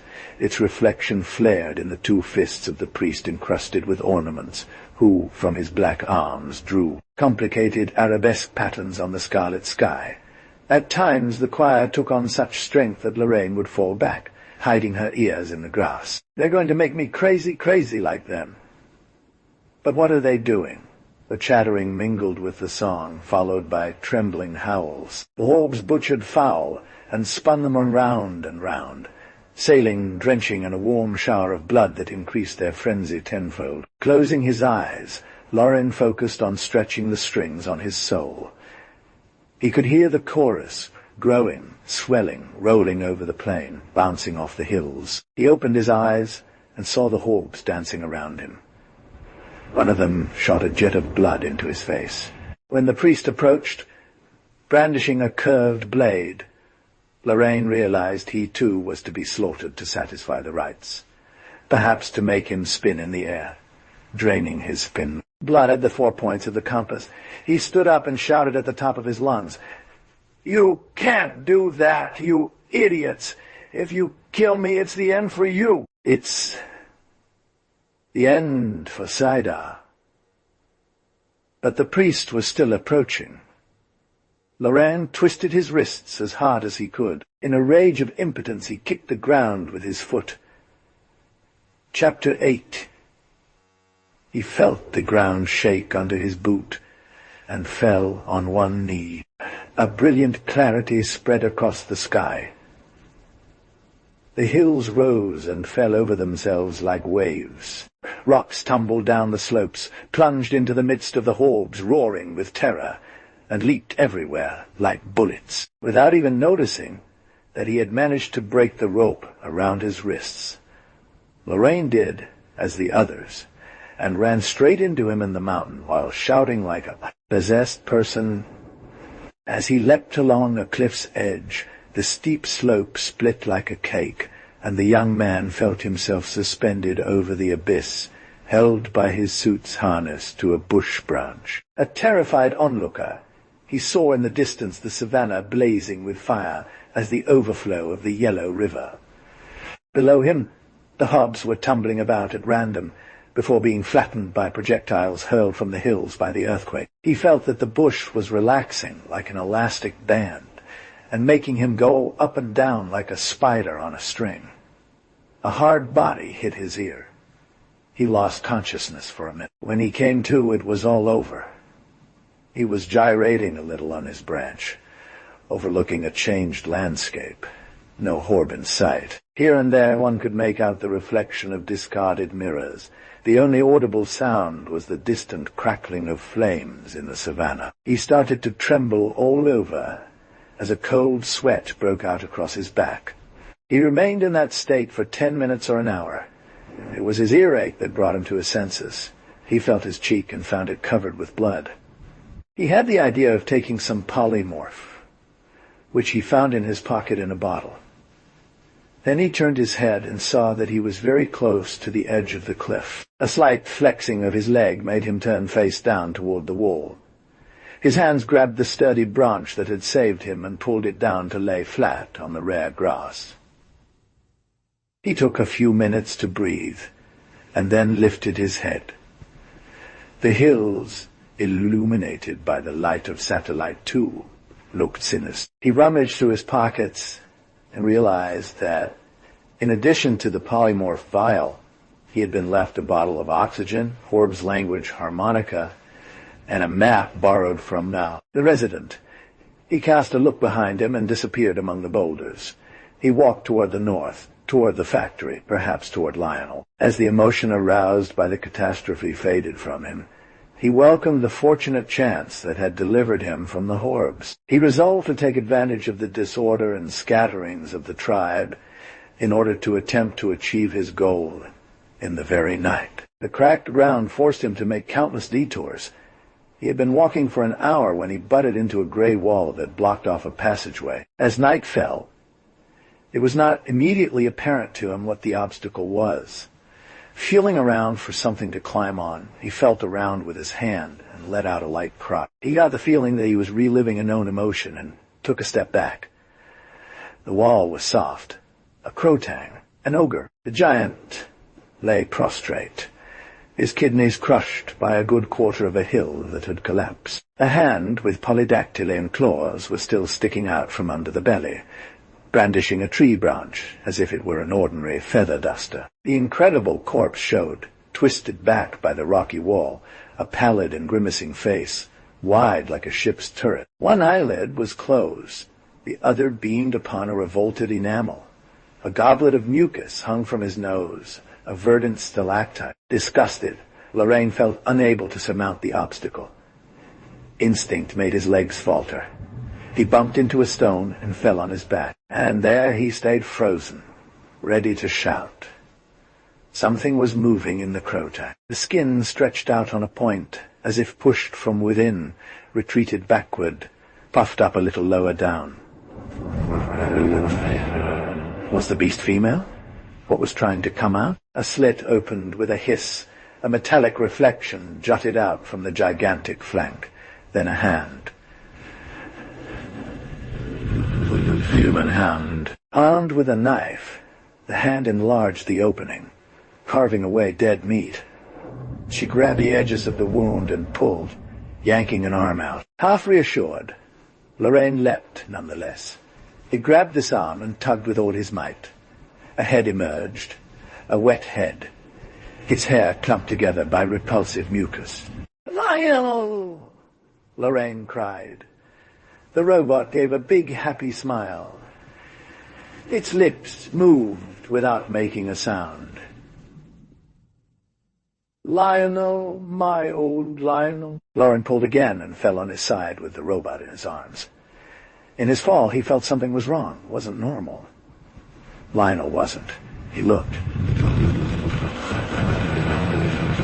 Lionel was cut in two, diagonally, following the line of an imaginary belt, going from the left shoulder to the right hip. The whole lower part of his body was missing. Advantage of the robot over man. Head and right arm were still alive. The other arm appeared inert. Strands of thread hung from the wound. Lionel continued to smile as he blinked. Loren took the living hand and squeezed it tightly with all his strength. "Well, old man." "What happened?" he said naively. Lionel's lips quivered. His hand left Lorraine's and showed the terrible mutilation. "Yes, of course. Your lung is punctured. You can't speak." Lorraine moaned as he wiped Lionel's face. He leaned down and slid his fingers into the casing filled with intricate mechanisms. He touched the elastic scraps of the airbag named lung and meant for speech. "But you're fixable, Lionel. You're definitely fixable. I'll go get the other half from within the monster's body." Lionel shook his head. His finger made a no in the air. His lips formed the word useless. "Are you sure?" The head nodded vigorously. The hand holding the belt restrained the Terran who was approaching the dead beast. Loren thought for a moment and then suddenly lowered himself. "Wait, Lionel. You'll be able to speak a little." He plunged his hand into the wound, pulled a bit, swore. He got down on his knees and took his lamp. Head bowed. He was looking for something, finally came out a pipe. "I'm going to blow in your trachea," said he. "What?" The lips mute tried to make him understand one word. "What? Is it dirty?" The head nodded forward. "Oh, you know," said Lorraine, "we're not far from filth anymore. I've just taken some polymers. Prepare yourself to talk. I'm about to blow." He glued his lips to the pipe and inflated his cheeks. A loud gobble came out of the robot's throat. Worried, Lorraine raised his head. Lionel was laughing silently. Lorraine was surprised to see a person split in two laughing, a good-looking man with full cheeks and a clean-shaven face, free of any sign of sickness or fatigue. It is true that the face would never change, no matter what the circumstances. Its features were set once for all, molded in plastic to the likeness of a younger Lorraine by 4 years. As for the good look of her, it could not be spoiled by any accident. The rosy transparency of her skin did not come from good circulation, but from a dye that even death could not alter. "I'll blow less hard," said Lorraine. "Seek, Lionel." He took the pipe between his lips. An odd voice, jolted by an unruly air current, came out of Lionel's mouth. "I need to." "Go! Fuck off!" SS. Lorraine put on a smile. Having heard him speak, he found Lionel more lively. "I'll carry you," he said. "What's left of you shouldn't be too heavy." He hesitated. "I have an idea," he said. He twisted to search his back pocket and held up a metal bottle. "Got it?" Lionel nodded with his eyes. Lorraine lowered himself and pressed the pointed neck of the bottle to the plastic throat. "I won't need oxygen until tomorrow," he said. "And I know you have a reserve at the factory." He tightened the choke and stood up. Satisfied.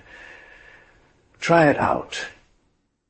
With his good hand, Lionel turned the gas outlet knob slightly. "You always have amazing ideas," he said to Lorraine in a normal voice. He quickly shut up after the last syllable out of economy. Chapter 9. The Cubicle Box. Perched halfway up a hill, shone with all its windows in the night. Black shadows moved behind the glass. "Stop," said Lionel, clinging to Lorraine's belt with one hand. They were emerging from an obscure and troubled valley of eerie reliefs. Tired, after several hours of walking, Lorraine leaned on a tree while the robot slid across the ground. "There are people at home," said Lionel. "The hordes, probably. How did they get in?" "The earthquake might have." "No," said Lionel. "The foundation is sound. The factory could have tumbled down the slope, been swallowed up in a chasm, but not broken. I had simply left the door open. Croton caught me off guard just 2 steps from home." Lorraine sat down with a sigh. "God knows what kind of damage they must have done over several months." Lorraine sighed. "Let me rest for a bit. I have a way to get them to clear out." "Are you sure?" the robot asked. "Yes," Lorraine replied. "They love Bach's music. Well, most of it anyway. And now, tell me everything that—" "No," Lionel refused. "Not yet. You will exhaust yourself talking. I will tell you everything you want when we are quiet at home. You may need all your strength against the Horbs. In the meantime, you would do well to take some oxygen." Lorraine leaned over her mutilated double.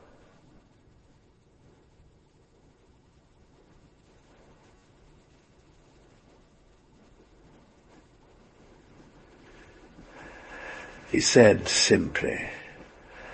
Lionel opened the lever and loosened the lid. Lorraine slowly breathed in the invigorating breath of his friend. On the 4th breath, he felt better and stood up. Lionel clung to his belt. "Let's go," said Lorraine. He picked up his rifle and slowly climbed the slope of the hill. His feet slipped on the fleeing gravel, sent stones tumbling down into the valley. Whistles and sirens blared in the factory. Shadows leapt outside. "They heard us," Lorraine said quickly. He drew his instrument and launched into the first measures of the toccata in D minor, while the Horbs sped down the slope at full speed. Javelins whistled. "I'm fine," Lorraine thought without stopping to play. A Horb never misses his target, he knew that. If he heard the whistle of the guns, it was because the Horbs deliberately missed him. Otherwise he wouldn't have heard anything at all, his chest full of spikes. In a few seconds, a dozen wild men were on top of them. But they stopped at 2 meters away from them, frozen by the music.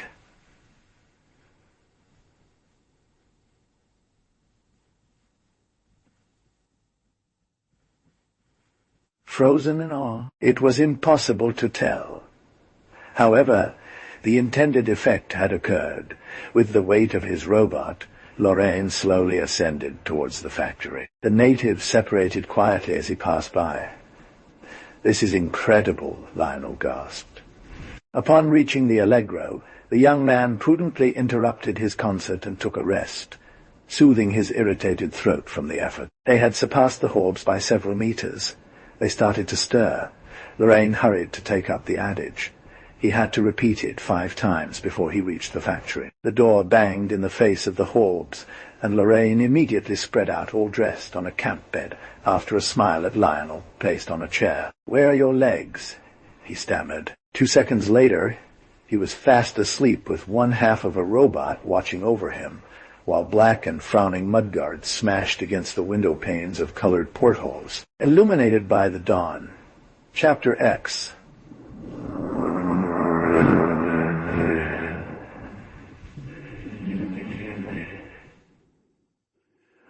Let his sleeping master and let his thoughts wander. Lorraine made him feel sorry for him. He needed sleep, food, oxygen. What a weakness! Though bitten in half by the Crotang's jaws, Lionel felt stronger and more alive than Lorraine. Such a wound would have killed a man. It had only injured the robot. Physically, at least. For mentally Lionel was intact. No fantastic hemorrhage had deprived his brain of the blood circulation necessary to its life. His brain needed only a tiny battery screwed to the base of his skull to function. A battery designed to last 100 years. When the teeth of Croton had gnashed on him, Lionel felt a great disorder of short circuits all over his body, and his skull vibrated under the tension of 2 strong currents, while his arms stiffened in reflexes of self-defense wanted by those who had made him. But that was not worth the name of suffering. Vertigo and despair, at most, pass over the suffering that makes beings of flesh scream, that sometimes destroys them. And then the safety fuses had blown out. The vertigo had disappeared, leaving Lionel's brain with the perfect functioning of its faculties. Infinitesimal but effective forces acting on microfiles that recorded memory, microscopic coils animating delicate ribbons, charged with static electricity and whose juxtaposition caused images, ideas of force, an entire electromagnetic life, perhaps more perfect than natural life.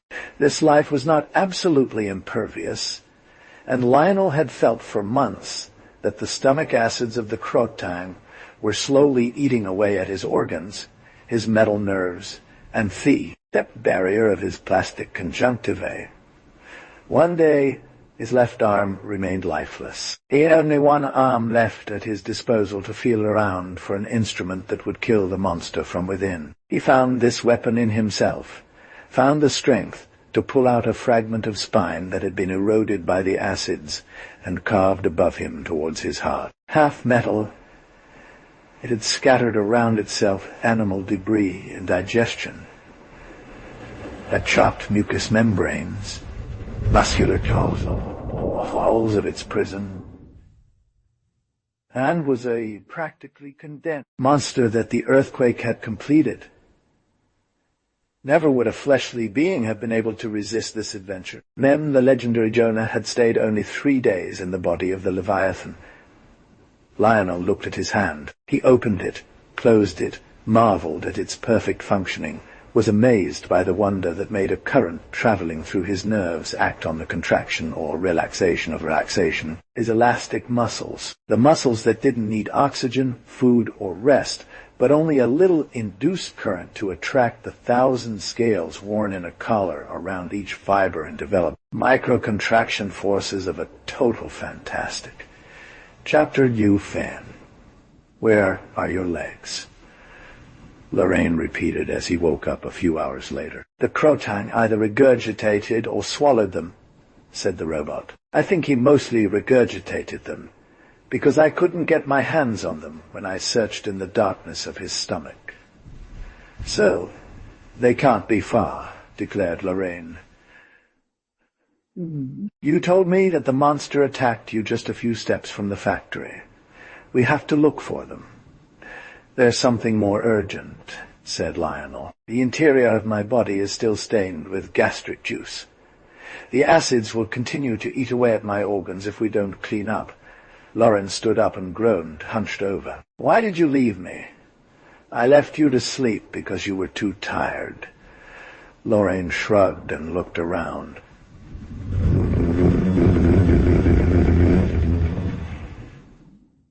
Where is their water? Demanded it. I suppose that the reserve is intact in the room at the back.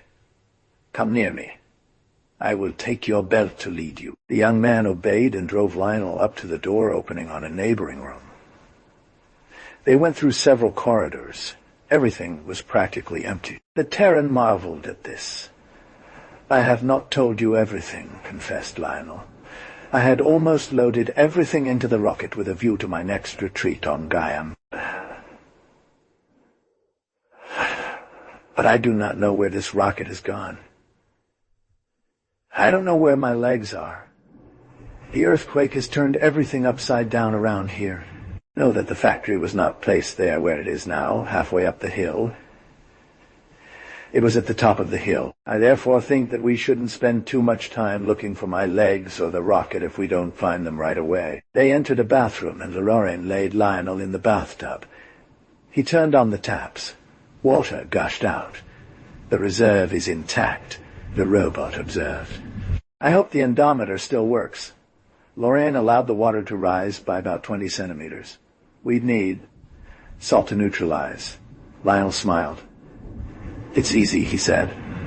Sidar provides everything for us. The gravel around here is fragments of fluorine, and since the main constituent of the gastric juice of Sidarian animals is sulfuric acid, I understand, Lorraine said, as he walked towards the door.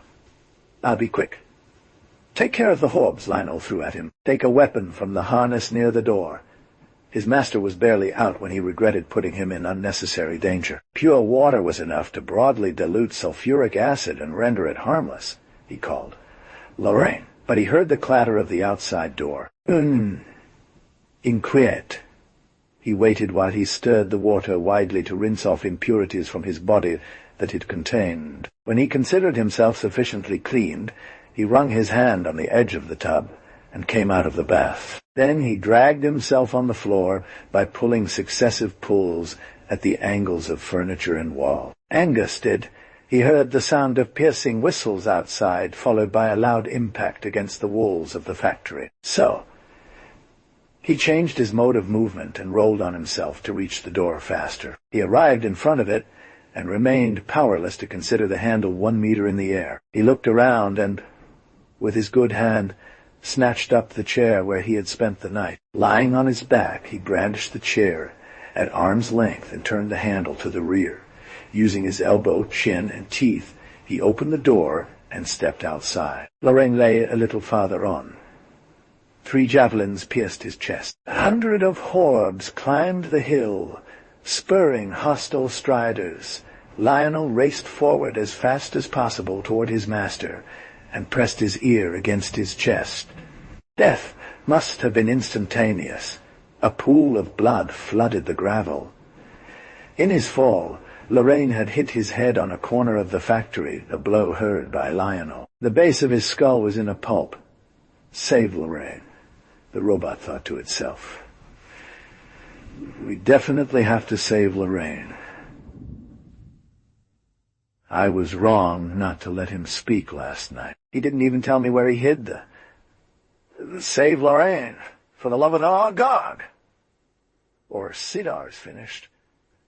The robot looked down at the scene before it. Despite their agility, the Horbs were struggling to climb the gravel slope. They were advancing in 3 columns. Lionel seized Lauren's gun that lay on the ground and shot at the 3 leaders in quick succession. 3 sighs, 3 bodies rolling backwards over the others. 3 groups momentarily disorganized. Lionel quickly retreated his head out of harm's way behind the natural terrace where the factor's lodge was nestled. A furious cacophony arose from the pit, but no javelins were thrown. Only the harps fired at will. Lionel thought he had time to act, and with all the strength he had gathered in his single arm, using the protrusions of the walls, pushed the corpse into the shelter, turned around and came down on the first Horb jumping onto the terrace, just managing to push the door behind him. Second party. Chapter 1st. Careless of the commotion of the Horbs besieging the fortress. Lionel remained immobile for a moment. Then he rolled himself up to the next room and soon returned with a roll of rope. With great difficulty he tied the corpse by one hand, unrolled the rope, and went to pass the other end around a metal pipe running along the wall of a small room. He leaned his bust into the corner, pulled on the rope, and slid the body down to the small room, where he secured it. First thing, thought Lionel, put Lorraine in the cold room. Done! Second thing, fix my left arm. Being short of a leg was one thing. But what could a one-armed man with a short leg do? He climbed the slanted ramp leading to the floor, picking up a mirror meant for bartering with the natives on the way, and entered a workshop where an advanced mechanic installation was located. Using the mirror as a tool, he worked tirelessly for hours on himself. Sacrificed his skin envelope from his shoulder, exposed part of his metal skeleton, disconnected circuits, cut away unnecessary wires hanging from his mutilated chest, and used them to reconnect damaged networks. After 2 days of continuous labor, he was able to move his left arm in a normal way. Satisfied, he stuffed the gaps in his scapulary joint with fiber insulation and adjusted the skin without too much unnecessary precision. Then he walked on his hands with an ease due to his great muscular strength and was able to work twice as fast, leaping onto the benches to snatch the necessary tools, moving from room to room while swinging his chest between his walking arms. It was not thought possible to make spare legs with the material available. So he constructed a tube-like frame, resembling a crinoline mounted on wheels, and fitted it with a small motor. Then, to accommodate his chest, which had been torn away, he made a cavity in the top of the frame and inserted his stump there. 2 more working days were enough to connect the engine directly to its brain by an extension of its spinal cord made of polystyrene, a metal-impregnated spinal cord following as complex and microscopic paths as the 1,000 axons of a real man. The wheels of his crinoline now obeyed directly to his will. They could have been said to be an integral part of himself.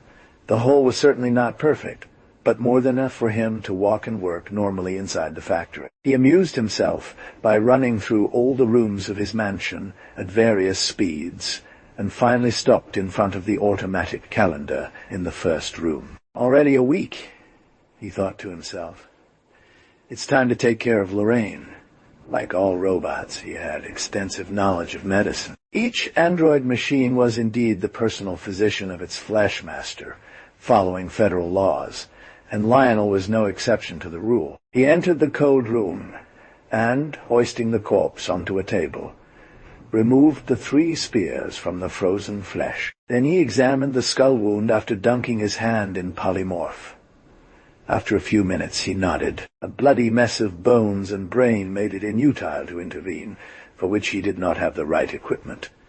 Reviving Lorraine seemed momentarily impossible. Lionel gently tapped the shoulder of the deceased. First I need to bring you back to Gaiam, he thought. The robot lost itself in thoughts. To go to Lorraine meant to make a portable refrigerator, to pass through the Horbs, to cross the Yellow River, to face jungles and wild beasts, to return to Gaiam, and to get Gaiam, and to get it, an extension of emancipation from the authorities.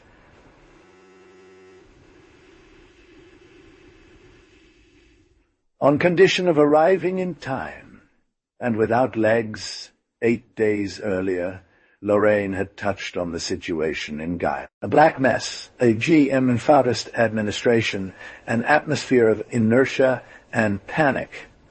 Lionel had no illusions. The authorities would declare the Lorraine citizen 1613 ACA dead, would not want to hear about a medical resurrection, would not even consent to disrupt the least local surgeon. As for the masterless robot, it would be automatic and anyway legal.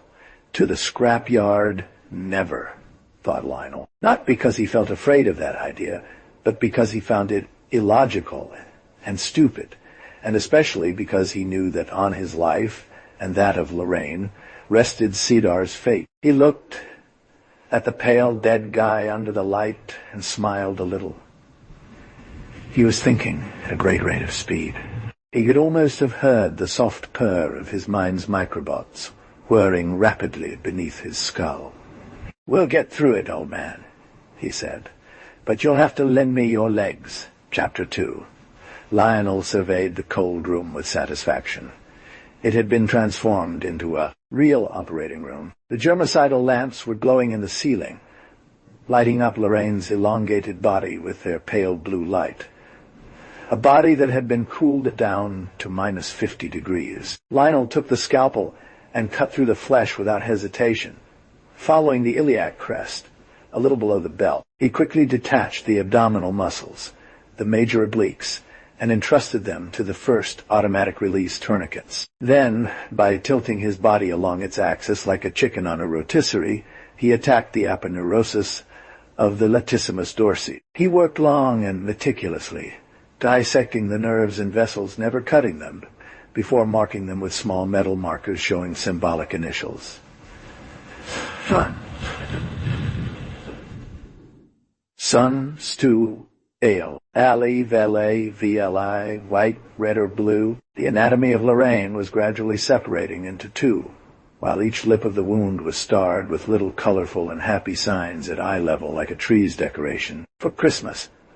Finally, the robot disarticulated the 5th lumbar vertebra from the sacrum and, making a turn around the table, pulled the dead body back by the shoulders. The entire torso receded, dragging with it the pale, pedunculated tip of the spinal cord, while the pelvis and legs remained alone in the harsh light, like meat on display. Lionel took a good hour to empty the veins one by one using electrolyte. Then he chased away the last clots of black blood with a swift stream of salt water. Finally, he took a bizarre elastic bag from a nearby table. It was an elongated bag of transparent pipes. He attached each pipe to each vessel after snapping the metal markers in turn, filling the soft pocket with a red liquid, and touching his scalpel to two metal points located on the strange container. After a spark, the fake heart began beating once, then twice, and regularly, at the rate of a normal heart, while synthetic blood flowed through the lifeless legs, with no effect so far. "My turn," thought the robot. It leaned forward and picked up the end of a metal wire that was dangling from the crinoline that supported it. A quick movement. The marked Sai capsule fell to the ground. Screwing in a screw, adapting a radioactive staple to prevent the degeneration of nerve tissue. The artificial nerve formed a perfect anastomosis epitome with the human nerve. Lionel did the same with all the wires that hung from his hull. Then he looked at his work. Lorraine's legs were still spread out on the table, connected by blood vessels to an artificial heart and by metal nerves to Lionel. The whole ensemble had the bizarre look of some avant-garde paintings, a learned disorder of flesh and metal organs. Lionel took the upper half of Lorraine and pushed it into a closet where the low temperature would remain constant. He slammed the door and pressed a button to gradually warm up the room. After about 15 minutes, he felt the legs in front of him and found them tepid. The left leg leaped up on the table, animated by the current that ran down along the metal nerve. The robot renewed the experience with the other member, then wanted to dance and run. And, directly commanded by Lionel's brain, the legs came to life in a fantastic ballet on the operating table. The following days, regretting most of the material packaged in the missing rocket, Lionel took care to solidify the Lorraine basin to its metallic backbone with a few solid screws. But he made sure to keep his roller crinoline intact and exercised for hours, moving his new legs, helped by his support, like a child learning to walk. The flesh members had jerky, awkward movements. It took them some time to get their nerve fibers accustomed to the magnetic impulses from the brain robot. What annoyed Lionel the most was the obligation to often stop and rest them. He touched them by hand, finding them burning hot, and had to stay still for long periods of time. He measured more accurately the servitude imposed on fleshly men by the demands of their fragile nature. He also needed to breathe, eat, filter his blood of impurities. The false heart was there for that purpose, a machine designed to keep alive badly injured or very ill patients when important organs had been damaged. An essential piece of equipment for any private clinic, especially in the distant colonies where doctors were scarce. This fake heart served as a lung, an intestine, a kidney, and a liver, and even had a special organ to normalize the lymphatic circulation. All it took was to insert a maintenance cartridge containing various bulbs and some filters intended to oxygenate, glucosify, and clean the artificial blood every 10 days. It was also necessary to renew the amount of water required every day by screwing the nozzle of a container into a cavity designed to receive the dropper essential. In short, it would have been more logical to call the device auxiliary organism. The word heart had prevailed because of its most apparent function, although it was also linked to the others. At the end of 2 weeks of practice, Lionel felt his reflexes were good enough to be able to walk without support. After leaving his crinoline on, he ran and jumped freely in the halls of the factory. All that remained was to make the cool bag that would keep Lorraine's leftovers fresh. To do so, he would have to climb onto the roof and seize a large piece of solar fabric. This thick canvas covering the entire building was a complex mesh of superficially Bohr-impregnated germanium fibers. During the day, Its exposure to the burning sun of Sidar recharged the factory's batteries. In some places, it was doubled by a second cloth, perfectly waterproof, made of micro-networks, condensers and evaporators of ammonia in closed vessels to maintain the constant freshness of the factory. In fact, it was a real refrigerator that absorbed heat on one side and released cold air on the other. All these procedures were far from being new. They had been known for centuries on Earth. Their only originality was their microscopic perfection due to the great progress in industrial micromanipulations. Fearing the Horbs, Lionel resolved to wait until night to go out. During his forced leisure, he went over all the pitfalls he had to avoid in order to succeed in his journey. He would have to retrace his steps and do it alone, only the path traveled by his master, and then pass himself off as him. An idea struck him. I must be able to talk. Indeed, it was not a question of sticking one's hand under the chest and turning brazenly the regulator of a bottle of oxygen under the noses of the authorities to declaim a human identity. Lionel searched everywhere for the pieces necessary for the manufacture of a vocal lung. Alas, nothing could serve any more. The workshop was littered with nothing but debris and useless metal scrap. He had to give up when he thought of the clothes on the dead man. He went through them to make sure they contained nothing useful to his purpose. He pulled out an harmonica, necessary to get heard by the Horbs, a map of the region, bottles of polymers, and various other items useful for a bushwalk, it was all. I'll let you know later, he thought to himself. He unfolded the map lent to Lauren by the resident to study his route, his eyes fixed on a red cross far from Horb country, in the middle of black mountains. He wondered what Lorraine had pointed out at this place and held the map at arm's length to better consider the whole thing. The light of a porthole fell on the verso of the leaf, illuminated something by transparency, exactly behind the red cross. Lionel turned over the map and read, 7 BC 2015. Last residence of my Marshall robot, 6738 AB. Crushed by the fall of a rock. There it is, thought Lionel. That's what I need. The corpse of that Marshal isn't completely destroyed, so it can still supply me with some spare parts. Why not a lung? He decided to make a detour by the Priental extension of the Black Mountains before heading to Gaiam. Chapter 3. The red desert draped its sands to infinity, boiling them into purple folds at the feet of gigantic pillars that rose here and there like sentinels.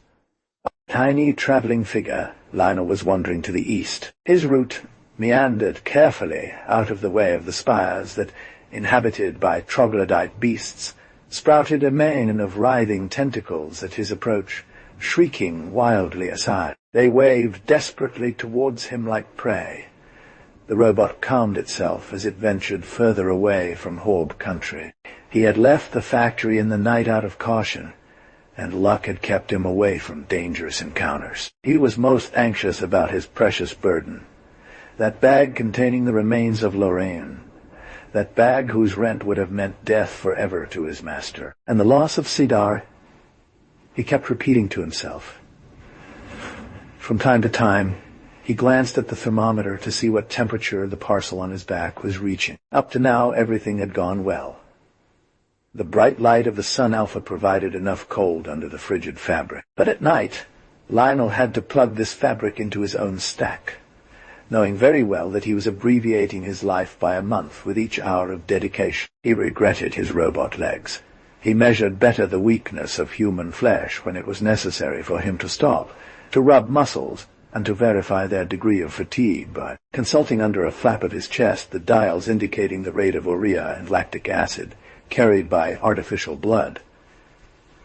The death of the legs borrowed from Lorraine would have destroyed all his projects. He had only 12 maintenance cartridges left to operate the fake heart for 120 days. It was a matter of reaching Gaiam at all costs within the planned time frame. Immediately, it was urgent to cross the desert in 48 hours to reach the middle course of the great river.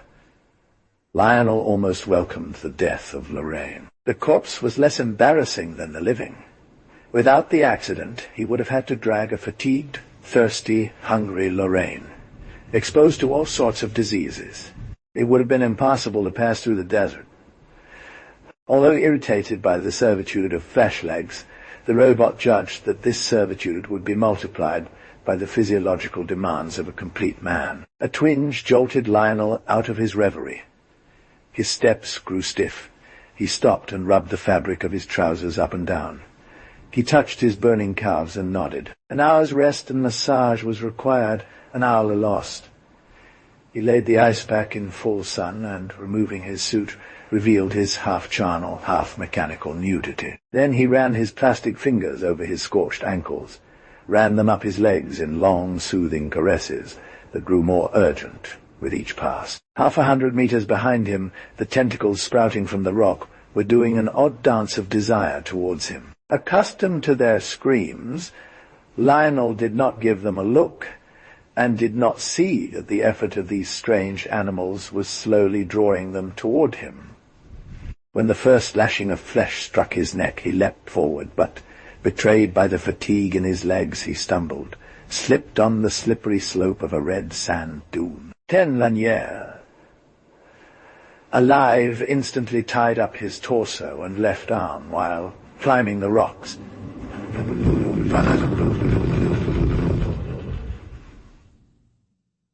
Bright and sad sharp cries tore through the desert silence. Lionel felt himself inexorably drawn toward the rocks. In an instant he saw his heel caught in the strap of his rifle. The remaining leg turned towards him. He grabbed the weapon in his free arm, and with a continuous shot, swept the area at random between himself and the rocks. The fatal pull loosened slightly, accelerated again, as other tentacles fell on his shoulders and thighs. Dragged into an ochre dust cloud, Lionel desperately pulled, seeing severed limbs twist on the ground. Stunned by the creaky and viscous whip cracks, he fought like a demon, and finally managed to get away a few steps. He was able to turn around and chop off the last tentacle still clinging to him, then ran about 50 meters away while guarding his retreat with the rifle. Long dance, while Lionel massed his legs, the piton remained the scene of a flexible limb dance, more or less truncated as, by turns, howling screams soared into the blazing sky. Chapter 4. About evening on the second day's march, patches of gray grass and scattered bushes marked the fringes of the desert. Lionel gradually entered a savanna where the fresh breeze from the waters of the great river rustled the reeds at the edge of ponds. Flyovers of whistling birds were heard as they passed by the robot. His footsteps caused the purple-tailed gerbils to run for cover, and in the night Lionel finally waded through the mud of the latest flood. Suddenly illuminated by the rise of Satellite 2, the blood-red waters of the river rolled endlessly before Lionel under a sky of incredible luminosity. After resting his legs for half an hour, Lionel strolled along the shore in search of a tree. In vain.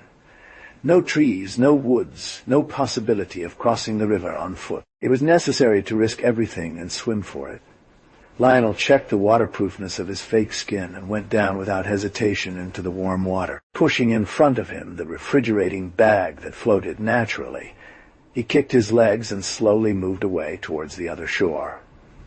Around him, birds, driven wild by the bloody seeing, whirled about, croaking and, unable to tell red water from illuminated sky, sometimes dived like stones into the river, before being swept away by the currents. One of them alighted on Lionel's head, which he drove off with his hand. The bird slipped, and recovering, clawed at the funeral shroud. Frightened that the claws might damage the canvas, the robot dove to drown the beast. What he saw beneath the waters frightened him even more. A swarm of grey shadows swam with him. He saw green eyes watching him curiously. He felt brushed by masses of cold flesh, distinguished voracious jaws, amphibian muzzles, saw a monster chomping at the side of a side of pea. A ripple pushed him away from the fight and brought him to the surface.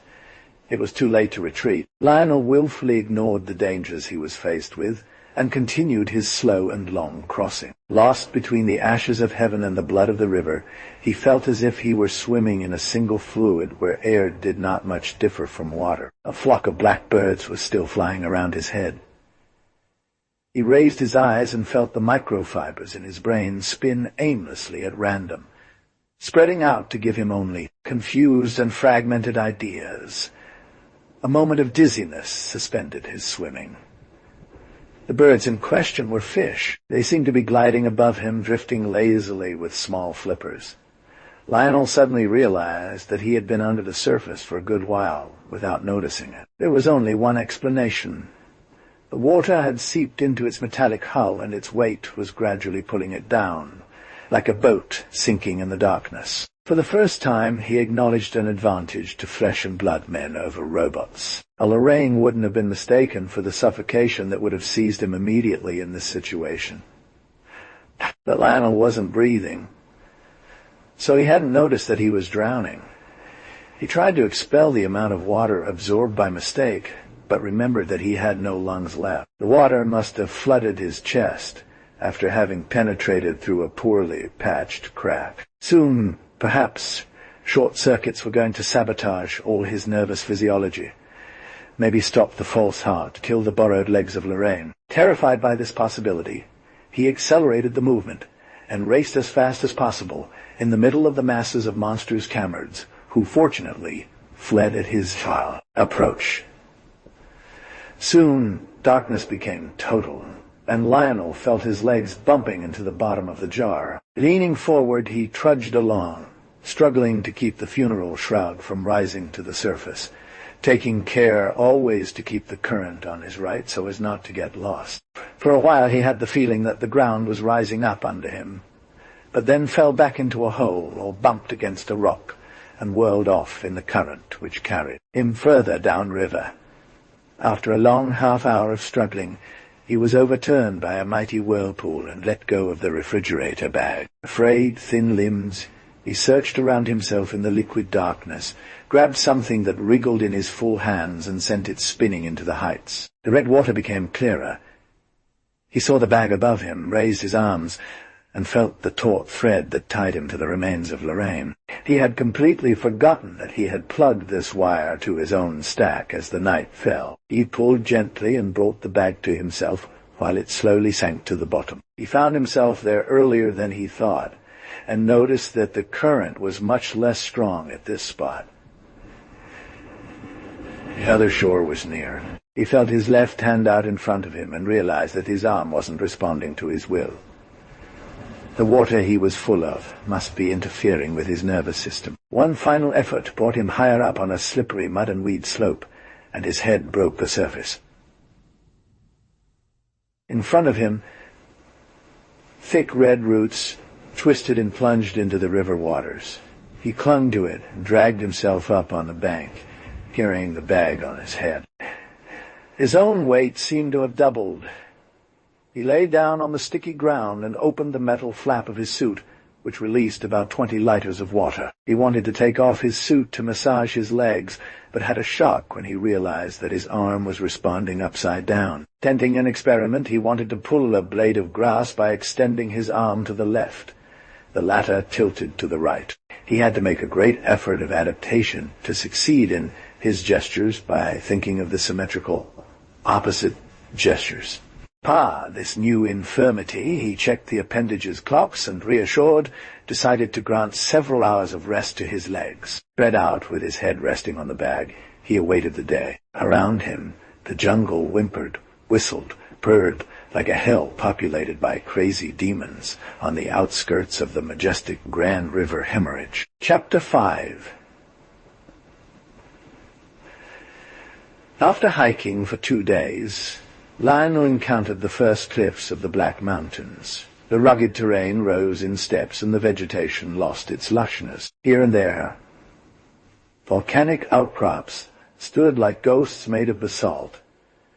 In the distance, denuded slopes braced themselves against piles of medieval ruins created by chance. Lionel was in prime shape, dry from the heat of the jungle, His left arm had been fully healed for a long time. His legs, well muscled and thin, were fatigued much less, refreshed by the descending breeze from the heights. He walked slowly towards the pass that he had spotted on the map.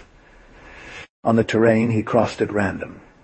His footsteps crushed gravel, got stuck in sand, or cracked on dry grass. He soon had to cross a torrent and cautiously climbed some cone-shaped landslides. From time to time, a rock would break away behind him and roll down with a noise like the end of the world. After several hours of effort, he reached a small hospital ledge and was able to turn around and look down at the path he had traveled. The torrent was no more than a thin silver ribbon shimmering in the sun, and further on, the bush seemed like a giant woolen blanket green with here and there the high peaks of the crosstrees. Lionel massaged his legs for a good quarter of an hour and, with the funeral shroud slung over his shoulders, followed the promenade that climbed gently up to the narrow neck of land that narrowed the horizon. He passed under solemn arches where the echo of his footsteps echoed endlessly, crossed natural bridges spanning vertiginous gorges, clambered like an insect up steep wall, and reached the pass by evening. Far, very far to the southwest, a setting of purple and gold burned the meanders of the great river. Lionel wanted to take advantage of the last hours of day to walk as much as possible, and so he ventured into a labyrinth of monumental dome-like structures that seemed to support a nacre-colored sky. As night descended like a blanket over Sidar, he emerged into a fairy valley where the breeze gently ripped cottony snow from the black tree branches. Lionel was well documented enough to know that it was Crofo, the name given by the natives to these plant bulbs that the wind sometimes raised in a storm. But he also knew that Crofo attracted bound-togs like honey attracts flies. He also knew that one could put a bound-tog to sleep by whistling on a certain note, but he no longer had lungs to whistle. He therefore sought a secure hiding place to spend the night, and chose a small grotto that was almost impregnable if he had a weapon at his disposal to block any front attack. He laid down the bag at the bottom of the cave and sat at the entrance, the rifle between his legs, regretting having to wait until daylight before continuing his journey. Outdoors, soft and still, the snow of Crofo gently fell in the clear starlight, from between the raised arms of black trees. At intervals, grunts and flapping wings revealed the presence of bluebirds at the other end of the vale. Midnight, Lionel spied the outline of a monster. The Batuo walked at a measured pace, suddenly extended its telescopic neck to gobble up bags of Crofo, occasionally shook its short, terror-wide mohawks to shake off the ball. Stuck in its feathers. Gradually he approached the cave, poked around here and there, pecked at the trunk of trees, and scratched his belly while grunting to get rid of some parasites. He spotted a huge branch that hung just above the cave, took a 3-meter leap into the air to reach it, and hung by his beak while shaking it with all his might to speed up. The fall of the white balls. Immobile Lionel saw the beast chewing on a Crofo that lay on the ground, just 2 steps away from him. The bounty's shadow obscured the entrance to the cave. Lionel slowly pulled his legs in from outside and aimed his weapon at the huge head, one of whose eyes was as big as a football. Suddenly, the beast saw the robot lurking in the shadows. She tilted her head to one side, opened a beak revealing a sharp tongue, and drew back her neck, preparing to snatch at Lionel as an owl would have done with an insect. A trembling cry of desire was rising from the depths of her throat. Lionel pulled away without waiting. A bloody trail suddenly appeared on the flat skull of the booby. A few feathers flew as the monster leaped back 10 meters. The booby spun itself round and round with horrible crows while Lionel shot it again. But already a din of giant cage answered from the other side of the valley. The chat-like creatures came bustling in and flying clouds of Crofo. Soon about 20 bounty-ogs turned a nervous circle around the corpse of their companion. Prudently, Lionel backed up to the far end of the cave. The cave made a turn and grew narrower enough to block passage for the monsters. Without trying to find out what the bounty hogs were doing, Lionel waited for dawn. He heard them cawing for hours and pounding the rock with rageful beaks. Then, in a blast of water trommes, fire lanyards, and rolls from beyond the world, the storm scattered them. When Lionel emerged from his retreat, the landscape seemed washed clean by great waters. The black and glossy blips twinkled in the morning sun. A iridescent mist blurred the depths of the dale, and the damp crofo ground draped an eccentric snowmelt decoration at the foot of tree-laden leaves. Lionel unplugged his sack from his stack and shouldered it on his back. Prudent about the dangers of the previous night, he kept his weapon in hand and, after consulting the map, marched towards a chasm cutting through the mountain. After about quarter of an hour, he entered a gorge entirely covered with green moss and walked in a fabric-like setting where, sometimes, the polished rock seemed like a giant, gem presented in velvet. All was still, the moss muffling the sounds. Elongated strides on the padded floor. Lionel felt as if he were walking in a dream. The din that greeted him at the exit of the gorge only added to his surprise. The noise came from below. He lowered his eyes and saw a Sidarian village nestled in a valley. The ostrich-legged androids were making a lot of noise with their nananas, loud and annoying noises made by the women. The tribe was dancing around a crude idol planted in the village square, a simple pole topped with a shiny gourd decorated with foliage. An extremely thin old man covered in rags led the dance. He jumped up and down in front of the dancers, spun like a dervish, raised his hands to the idol in sign of adoration. The commotion became deafening, reached unbearable levels, and then stopped all at once. Two young men broke away from the immobile crowd and ran towards the dilapidated houses. When they came out, one of them carried a long ladder, the other a jar full of fruit from cross-trees. A dozen Sidarians took hold of the ladder and stood it up in front of the idol. The old man, priest or sorcerer, took the jar and climbed lightly into the basket decorated with foliage. One by one, he slowly inserted the green crosses into the basket. The bottom of this one was being drilled because the fruits fell in pieces on the ground, greeted by nananas. Why in pieces? Without any particular interest in the details of the rite, Lionel began to descend the slope that led to the village. He felt happy to meet, for the first time in a long time, a nearly humanoid community. When he was halfway up, a stone dislodged by his foot rolled down to the Sidarian. They raised their heads and saw him. Giving up the ceremony, they rushed to meet him, laughing and calling out hospitable nananas. The abandoned ladder swayed, and the old man had just time to jump down himself to avoid falling flat on his face. He removed a kind of bark loudspeaker from his hip and shouted a phrase full of diphthongs and aspirated. His authority must have been pretty well established, because the Sidarian stopped and came back to help him climb, going first in front of Lionel. When he was almost at the bottom, the priest met him and gave him 3 solemn slaps on the shoulders. "Na. Lionel returned the courtesy, but just as naturally, he did as naturally. "Not utter a sound." He smiled. The old man turned his head and grunted an order. Children sped down some yards with enthusiasm and fought for the honor of picking up the fruit traps that had escaped the old man in his fall. Soon, from hand to hand, the jar full of voyaged till the priest, who solemnly handed it over to Lionel, articulating some incomprehensible words. Lionel put his weapon on his hip and took the offering. Misunderstanding, he first thought that it was for him, but the old man pointed at the idol. An excited din rumbled across the laughing, good-natured faces. The small crowd began to move towards Lionel, but the old man calmed their enthusiasm with his hand and designated 4 men who lifted Lionel on their shoulders and went down to the village in a chorus of nananas. Undecided, the robot willingly complied with their desire, while taking great care not to tip over the jar. He placed the bag at the foot of the straight ladder, and then he realized that the old man was giving him the honor of feeding the idol. Lionel placed the bag on the floor and put his finger on it. He cast a circular and worried glance.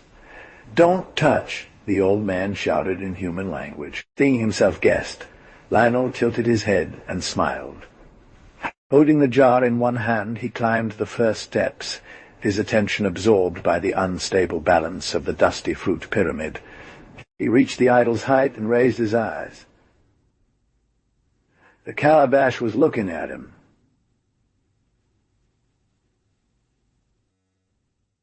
She had two eyes, a large, friendly mouth. The live head of the martial robot looked with friendship at the Lionel robot. His torn skin shone in the sun, revealing his metal skull. Bushy branches were planted in his ears. His face was painted blue and red, and a beard of dry grass, adorned with glittering seashells, graced his chin. Doubt and astonishment clouded Lionel's tiny brain mechanisms. He calmed himself down and whispered through his mute mouth, "Marshal!" The severed head nodded in response, but a murmur of impatient annoyance rose from the spellbound. Marshall's face had an expressive cast, and he opened his mouth. Lionel inserted a green staff into it, allowing it to chew slowly, swallow, and chunks fell through the torn throat, much to the delight of the locals. While chewing the useless food, Marshall gave a sarcastic look, meaning, "Go on, they enjoy it so much." Lionel obeyed until the consumption of the crosses was total. Then he smiled and searched in his thigh pocket. He pulled out an oxygen bottle and, leaning forward, screwed the nozzle of the bottle into Marshall's throat. The robot's throat made a gurgling noise. Lionel felt the ladder swaying beneath him. He clutched at the pole as the Sidarian men ran screaming to their homes. Marshall let out a hic and spoke in a rush. "I would like to tell you about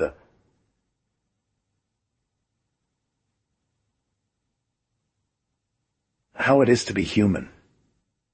Still clutched to the perch, Lionel realized that the oxygen flow was too strong and remembered experiencing this himself. So he turned the knob backward. Marshall spoke in a calmer tone, addressing the Sidarians with reassuring phrases. One by one, they approached the prodigy. The old priest, hands extended before him, shouted a hearty na-na-na, which was echoed by the others. Maintained by respectful and enthusiastic hands, the latter regained its balance. "I told them that you were my friend and a god as well," explained the painted living head. Lionel opened his mouth, hesitated, dug into his pocket, and pulled out a second oxygen bottle for himself. The robot idol immediately understood and asked, "Are you mute? A destroyed lung? No doubt?" Lionel nodded in response. "Don't worry about it," said Marshall with a smile. "We were made to understand each other.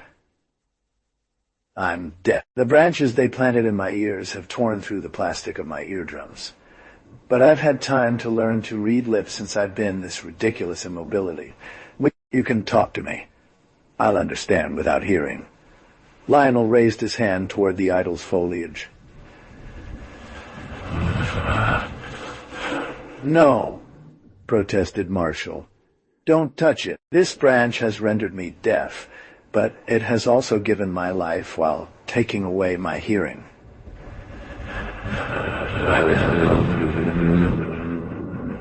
"I was dead in an accident. A landslide. By driving these pieces of wood into my ears, the old man inadvertently re-established contact between two wires, which I don't know which ones, and I regained consciousness. My life is precarious. Sometimes a gust of wind moves the branches, and I remain dead for some time before the chance of the breeze sets things right again. The storm of last night brought me back to life once more. I understood it in the joyful relief of the old man when he looked me in the eye this morning. That is why there is this party to which you have attended." "I'll get you down from there," muttered Lionel's lips. "I didn't find you quite by chance. In fact, I was looking for, but we have a lot to tell each other. Before getting me down, let me explain to these good people that I am asking for myself," said Marshall. "They might be able to oppose it. You may be a god in your own right, But your promotion might be too recent for them to be impressed by you." He smiled and turned his eyes toward the 100 pairs of eyes that were watching this divine conversation. He spoke a few sentences in Sidarian. Between each sentence an unused breath of oxygen made his beard of dried grass tremble. The crowd bowed on a sign from the priest. "They are prepared," said Marshall. "Go ahead, but for the love of heaven, don't kill me. It's very unpleasant every time." Chapter 6.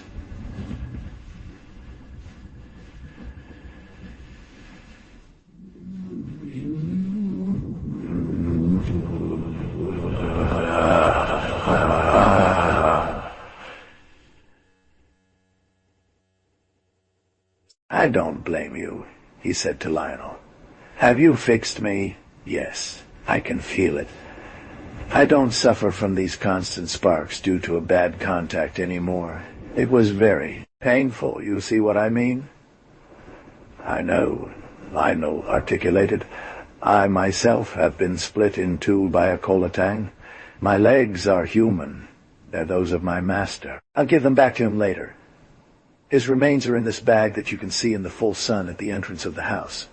He told him of his reincarnations and plans. Marshall spoke to him about his own adventure. "Your master must have visited mine," he concluded. "Otherwise, how could he have had this map? I suggest we go by the resident. You won't regret it. You'll need my advice and the experience that Sidar, my master, and I have. In addition, you won't need to go all the way back to Gaiam to resurrect your master. Mine has full surgical equipment in the residence." He paused to dream for a moment. "I've been here," he continued. "Perhaps it's been years. What is the date?" "It is 2023 AD, April 34th. Over 8 years. Maybe my master now has a new robot. In this case, I will help you as best as I can to the end, but I will ask for a small service in exchange." "Which one?" "Kill me. Do you understand?" Lionel nodded his head. "Perfectly," he said. "It must be very painful to be replaced by another. I understand you."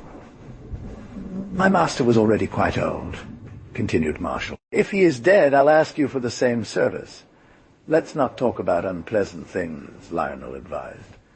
"First of all, I need a lung. Will you lend me yours? If we are lucky enough to find it intact where your body was crushed?" "Of course. But I don't understand the extreme importance you give to losing yours. It would be enough. Admit it." Lionel cut in that your master has gone, that the residence is ruined. I must get to Gaiam with the body of Lorraine, whatever the cost. You don't know how things have changed on Sidar since the Terex-Res agreements. Moet?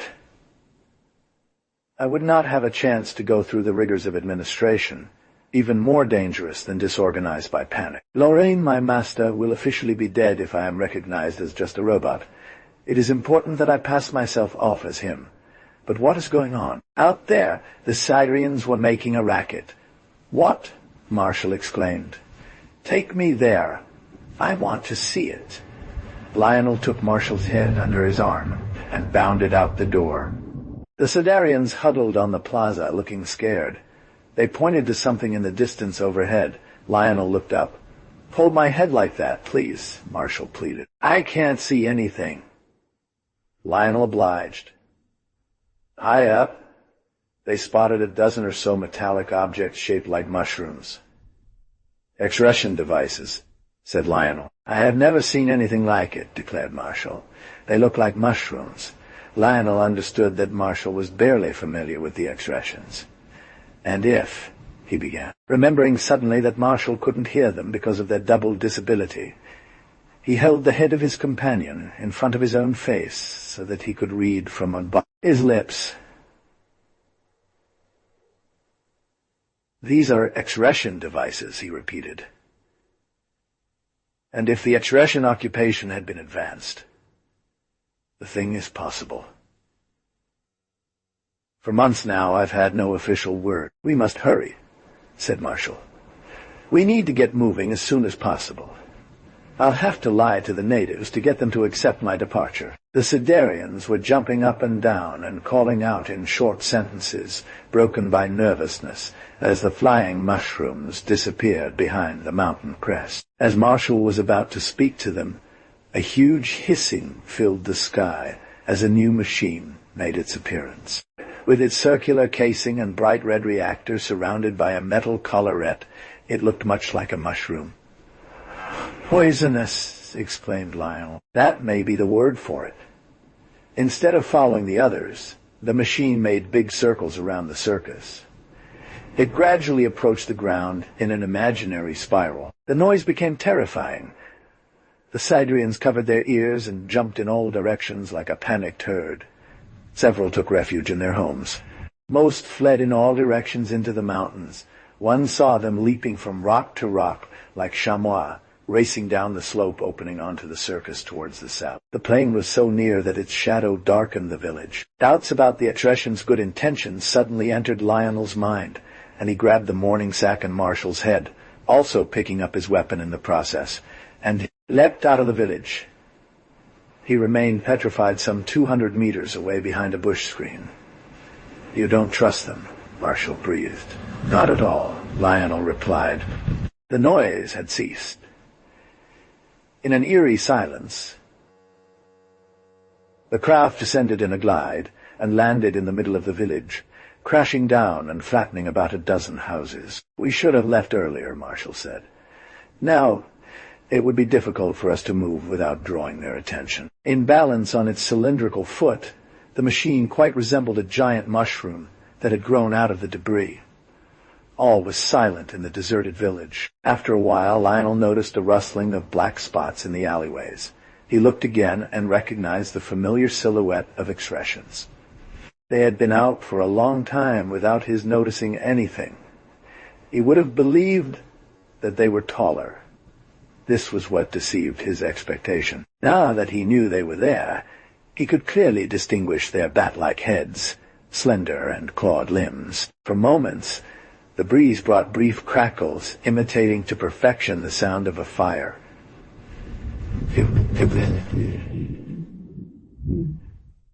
It was the echo of their conversations in tongue clicks and laryngeal rasping. "We won't be able to get out of here until nightfall," Marshall suggested.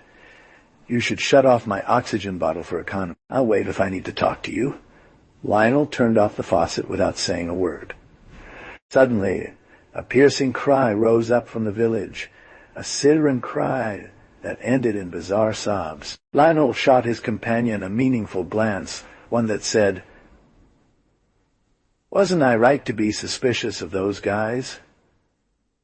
But Marshall hadn't been able to hear anything. Chapter 7. Having escaped under cover of night, Lionel had been walking for 5 days. In addition to the coffin, he wore at his belt a basket of braided straw containing Marshall's head.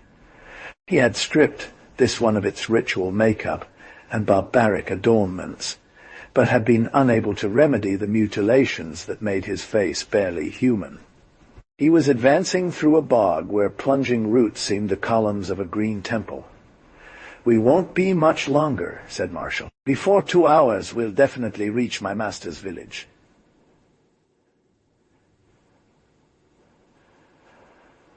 "I'm eager to see if he'll take me for a Lorraine or for the robot that I am. Perhaps you're looking a bit too good for a man who's just come out of the bush, but your face is muddied enough to fool anyone.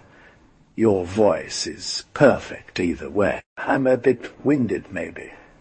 You've insisted on sharing with me my poor recovered lung. I still had enough membrane to make you an ad hoc eardrum, and couldn't resist the temptation of adapting a spring to your half-lung.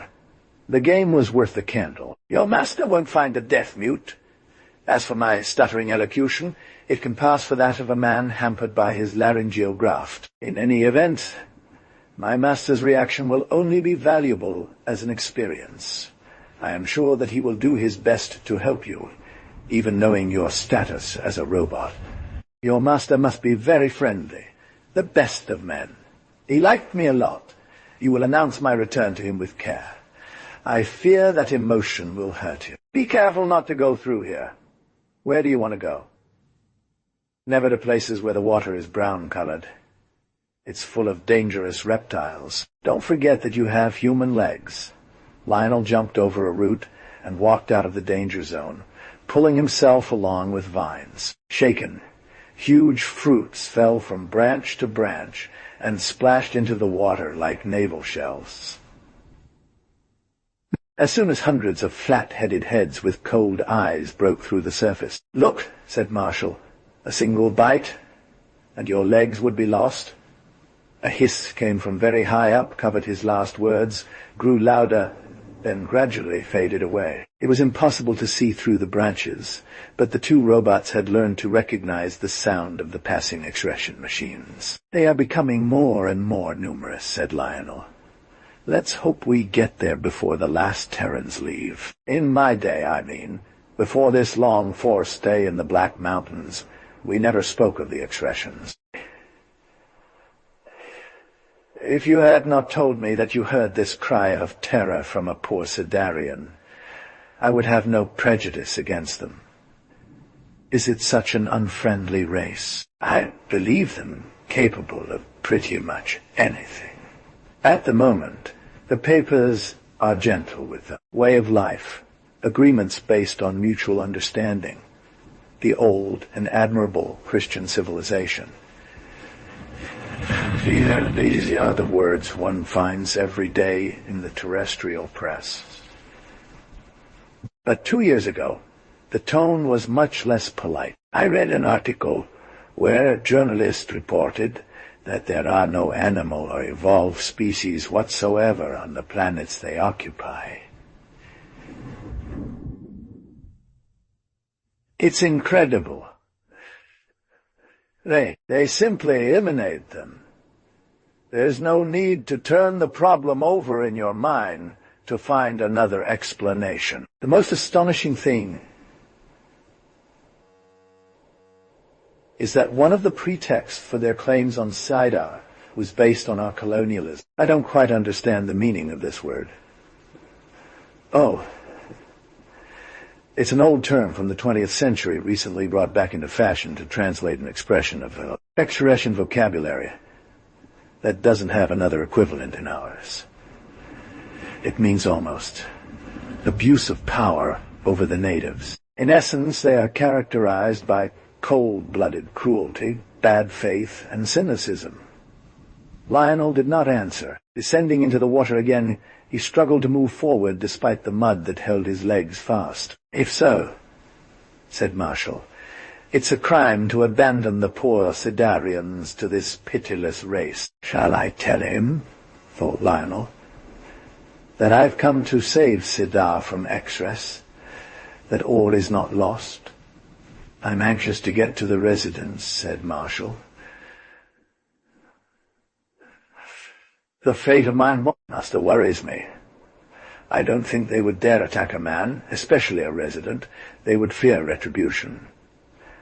"I'm not talking about that," Marshall protested. "I mean that if the Earth evacuation has been accelerated, my master might already be gone." A second whistle made the thick canopy of foliage tremble, then another, and a third, so close that the sound sent waves rippling over the swamp's surface. A cascade of chopped branches tumbled down near the two robots. Entangled in the branches, a small monkey was making unworthy efforts to get out of the water. Its round eyes seemed to be pleading with Lionel. Charitable, he held out his hand to her. The monkey clambered onto it, climbed up his arm, and in a moment had disappeared into the undergrowth. "They've cut down all the trees," said Marshall. "They must have landed not far from here." "I don't like this." Lionel, without answering, was moving as fast as he could. After an hour's walk, the water disappeared, leaving behind a viscous mud in which soft larvae twisted and turned. Then the ground firmed up, the trees spread out, and soon gave way to a scattered rocky plain. The sky was free of clouds. "We're nearly there," said Marshall. At the end of several kilometers covered, at a quick pace, The step was abruptly cut off by a cliff overlooking the valley. 4 Shreshan mushrooms were placed on the away houses of the village. The streets teemed with small black figures. Chapter 8. Zio got into the resident's house as this one was getting ready to come out. He almost knocked him over in the corridor. The old man had already opened his mouth to reproach the brutality of Sidarian, but Zeog did not let him have time to utter a sound. "You rat!" he cried. "These wicked rats come out of mushrooms." In his excitement, he shook the resident by the revers of his suit. He released her abruptly, let 2 big, desperate arms dangle down her body, and tilted his head to one side. "So, I'm very afraid," he gasped in a hoarse, tender voice. "I feared this moment," thought the old man. He placed a reassuring hand on the Sidarian's oily shoulder. Outside, hurried footsteps could be heard. Pushed violently, the door slammed against the wall as about 24 frightened natives swarmed into the vestibule. "Come on, stay calm," said the resident. But already other Sidarians were pushing aside the first arrivals, anxious to seek shelter under the protection of Terrian government. At first, overcome by this trust, the resident had no courage to speak forcefully words to check the tide of panic. He had to retreat on the side and saw other natives enter through the windows. He rushed into his room, followed by the raging crowd, took his rifle, and, with a heavy heart, fired several times in the air. Impressed, the natives took a step back, hiding their faces. Several knelt down, eyes pleading. "I don't want any trouble," said the resident, his voice harsh. "There's no need to be afraid. Clear the way for me. I'm going to speak to those at Shreshans." Screeches of fear could be heard from outside. The first row of the crowd had to take several steps forward under the push of others. The resident put over his suit his breastplate, insignia of his former function. "Sayog," he said, "help me out of this window." Sayog grabbed the Terrian under the arms and pushed him outside with ease. With shouts, the crowd scattered in all directions as mysterious silhouettes of Exreshans appeared at the end of the street. However, a good number of men remained grouped around the resident. "Take me on your shoulders," he said to Azog, "and move." Sayog obeyed. As he approached the Exreshans, the resident felt him tremble beneath him. The old man regretted imposing this chore on him, but he thought that impressing the foreigners with some decorum was important. They were 5 meters from the thin-legged rats. "Put me down," ordered the Terrian. Once on the ground, he took 2 more steps forward and regarded the Exreshans. He judged that, on average, their furry bodies came to about halfway up his calves. Most wore 2-handed, or at least what passed for hands blue-tinted vials. Arms, no doubt. One of them carried nothing. Its snout was adorned with a metal circle fastened by straps. It seemed muzzled. With great gusto of throat-clearing and tongue-clacking, they chatted away to one another at a rapid pace without taking their eyes off the resident. Their murmurs sounded quite like, albeit with variety, the song of countless locusts. Suddenly, the brawny Exreshan let out 2 or 3 loud onomatopoeic squeals.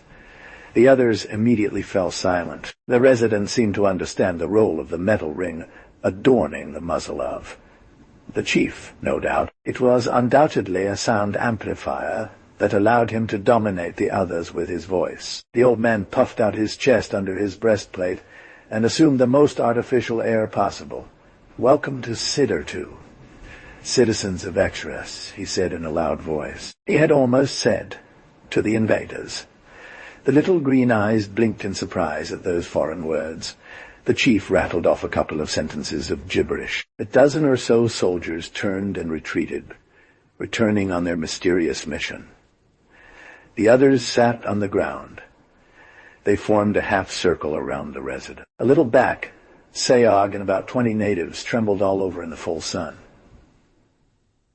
Sweat ran down their bodies, dripped from their fingers, made damp patches in the dust. "The wicked rats have killed Sister of Sayog," one of them dared to say in a timid voice. The resident turned around. "Are you sure?" "Why? Why not know?" said Zeo. "The evil rats kill with shotgun. Also kill 2 small children." His shaking finger pointed to the blue bottles carried by the excretions. But already the 10 tasked ones were fending off a crowd of their fellowmen in reverse order. They returned with a long curved tube adorned at each end with a ring similar to that of the chief's. One of them also carried a square box adorned with various sliders. They quietly placed the mysterious device before their superior. With a few deft gestures, they unfolded 2 tripods that the Terrigan hadn't noticed and secured the box to the tube using 2 plugs. The black mouth of the socket seemed to threaten the resident in full figure, while the other end faced the excretion chief. The old man, worried, had been forced out of dignity not to take a step back. The rat placed its clawed fingers on the ring placed before it, and spat some dry noises into the tube. With a slight delay, a clear and monotonous voice came from the other end. "Hello. Very polite to the very friendly foreigner," she said. "We apologize for having to ask the very friendly foreigner to wait a little for the arrival of our commander." The last words were still coming out of the translator as the rat had finished speaking to the other end. The resident cleared his throat and politely repeated, "Welcome to Sidar, citizens of Exres. I look forward to your commander's arrival." These words were transformed by the interpreter into grunting Borborigmes for the benefit of the chief. At the end of the street, a crowd of excretions revealed something suddenly. As something approached, one could see 2 columns of soldiers advancing in perfect order. When they were close by, the resident noticed between the 2 columns an excretion of slightly below average height, who was also wearing a circle around his snout. In addition, a bizarre hieroglyph appeared painted in red on his chest. Upon his arrival, the soldiers quickly touched the ground with a small leap forward.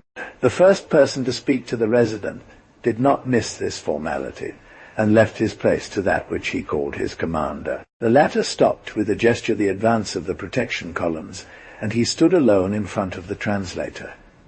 His green eyes shone with intelligence. He blew into the tube. "Greetings to the very polite gentleman from a very friendly country. I am the commander of this squadron." "Welcome, Commander on Sidar," the resident said in a brief voice. The tone suddenly became less courteous. "Are you a Terran, aren't you?" "Yes, I am the resident of the Gaiam North sector." "How come you haven't received the order to withdraw from Gaiam? Under the Exres Terra agreements, there should no longer be a single Terrian outside of Gaiam from 1ES 2023 onwards." "I'm surprised myself that you don't know about the exception made in my favor," lied shamelessly the resident. "In agreement with your government, my mandate was extended by 10 years. Tacitly renewable. This is in view of facilitating the initial reports of your government with the Sidarian natives under tutorship according to the Terry Express agreements." The commander marked a moment of silence. He finally said, "It's either an error or a misunderstanding. I'll have it checked. In the meantime, I apologize profusely for being forced to ask you not to leave the residence under any pretext and not to have any dealings with the locals. I am putting 10 soldiers at your disposal to satisfy your smallest desires during your confinement." The resident's eyes blazed. "I must apologize for pointing this out to you, but these arrangements are in direct contradiction with the requirements of my position. Moreover, I have just been warned that several Sidarians have met their death, probably accidentally, since your arrival. I will ask you to give your utmost attention to avoiding this type of accident, because I am directly responsible for the well-being and safety of indigenous people under your government. From now on, I will be required by my duties to make a report on these accidents." The commander marked another silence, longer than the first. "I didn't yet know that these accidents had occurred," he finally said. "Have the assurance that they will not renew themselves until the situation is clarified. On the other hand, I agree to temporarily soften the first provisions I have taken against you. by allowing you to go and come as you please, without leaving the village. However, and always under the escort of 10 soldiers assigned to your guard. The resident thought it would be difficult for him to get more. "Thank you," he said in a dry tone. He turned around and headed towards the residence amidst groups of Sidarians clumping around him like children seeking protection. He was at the residence within 5 minutes. Worried, small groups of natives were waiting for him in the street. He climbed the 3 steps of the threshold to dominate his former subjects. "I talked to the extraction commander. You have nothing to fear as long as I'm here. Go home and live as usual. The extractions won't do you any harm." "They killed Sister Zeog," a voice said. "They killed with—" "It was an accident," snapped the old man. "Go home. If something's wrong, come find me." One by one, the small groups turned their eyes to the other end of the street. 10 extrations were walking toward the residence. The locals scattered in all directions. "It's starting," murmured the resident. "How much time have I bought? An hour or several days?" "The situation is hopeless. I should have died before seeing this, instead of driving me like an idiot." The rats with slender limbs stopped in front of the old man. With a perfect ensemble, they did a little dive salute towards him and scattered. 2 sat on the steps. The others went around the buildings to keep all the exits covered. The resident turned away in bad humor and collided with Zeog standing behind him. "Well, here you are," he grumbled. "Well, stay with me if you want to." He pushed him inside and banged the door shut violently. Sitting in the sun, the rats chatted among themselves in their native nests. At about 200 meters away, towering over the Sidarian building block, 4 giant mushrooms were rising from the horizon. Chapter 9. From atop the cliff, the 2 robots had been able to follow the most important phases of the events. "My master has gotten old," said Marshall. "He's hunched over, he's gained weight, and his hair is all white.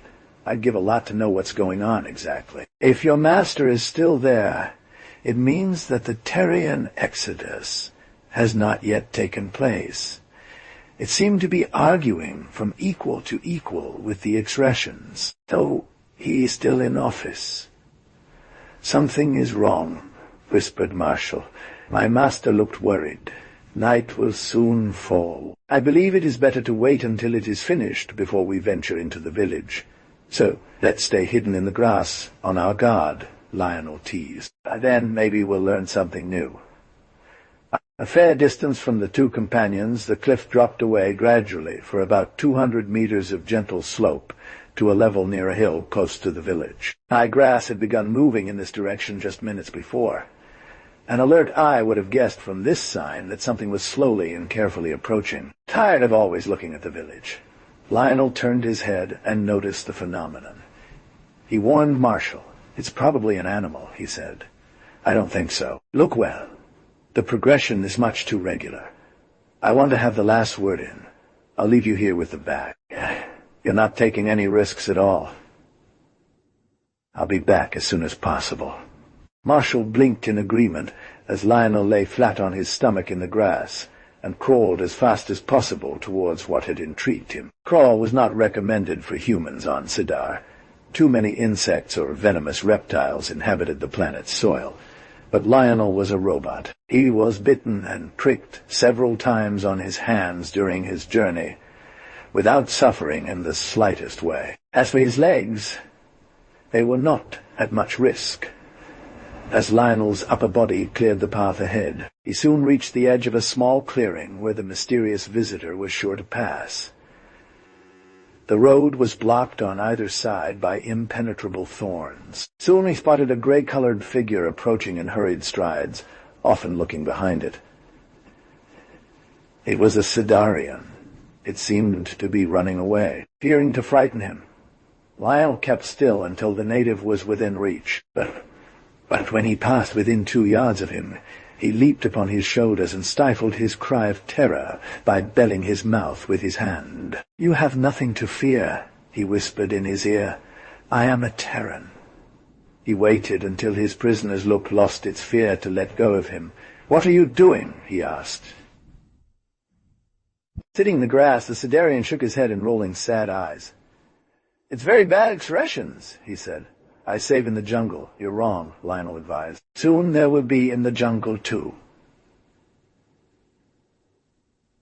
And I won't be there to defend you. What did the resident say? The native gave a sad smile. The resident yelled very loudly at the bad rats. The rats were very afraid. But the resident is old and alone, so I'm leaving. He cast a fearful glance at the huge golden mushrooms bathed in sunset light. Listen, said Lionel, placing his hand on the native's shoulder. The resident won't be alone anymore if you bring me with him. We will then be 2 humans to watch over the village, and even 3. I have a secret friend not far from here. The Sidarian shook his ears. He looked little convinced. Me get out, he repeated. Not possible to enter resident. The nasty rats guard the door. His face suddenly lit up. If you want to see resident, you have to go by the underground passage. What underground passage? The Sidarian, happy to have found a way to duck out, slapped a timid Nanana on the robot's chest. Dad always told me to go underground when visiting resident. A long time ago, there were lots of Crotangs here. They would come in groups of 5 or 6 to eat in the village. The Crotangs. So then, my father said all the villagers were saved by the underground tunnel, the tunnel under the house of the resident. Today, there are not many Crotons, but the tunnel is still there. The tunnel comes out in the basement of the resident. For Lionel, this information was one. Thank you, he said. What's your name? My name is Bahig. Wait. Let me find the exit to the underground first. Bahig pointed towards a tree with crossed branches. In there, Father to me show 3 big stones. Big, big, big. Father me say they're old underground. So you've never been inside yourself? No. And your father? Yes. Where is your father? Father died a long time ago. Lionel looked up. The night was coming. He loosened the Sidarian's shoulder. Thank you very much, Bahig. You can leave if you want to. The Sidarian looked down at his knees with embarrassment. Then he looked confidently at the robot. I'll stay if you want. I won't run away. I'll go down into the basement with you. Chapter X stretched out in bed, fully clothed. The resident could not sleep. The presence of the X-Russians guarding all entrances was getting on his nerves. In the village, all was silent. The natives must be hiding in their homes. Now and then, scuffling footsteps broke the silence of the street. Rats' rounds or night breeze raising dust. The resident was nodding off, slipping into a faint sleep, turning onto his bed, closing one eye for 2 minutes and waking up in shock. Squatting in a corner of the room, Zayog trembled constantly, eyes wide open. Irritated, the old man suddenly stood up to approach the window. He pulled back the plastic mosquito net and looked outside. The mushrooms shone with a phosphorescent light that outlined their shapes as the night drew in. Closer, around the residence, and by the doorway, gray figures stirred, coming into focus. A few crickets whispered under the window. They saw me, the resident thought to himself. A stifled cry came from Zayog.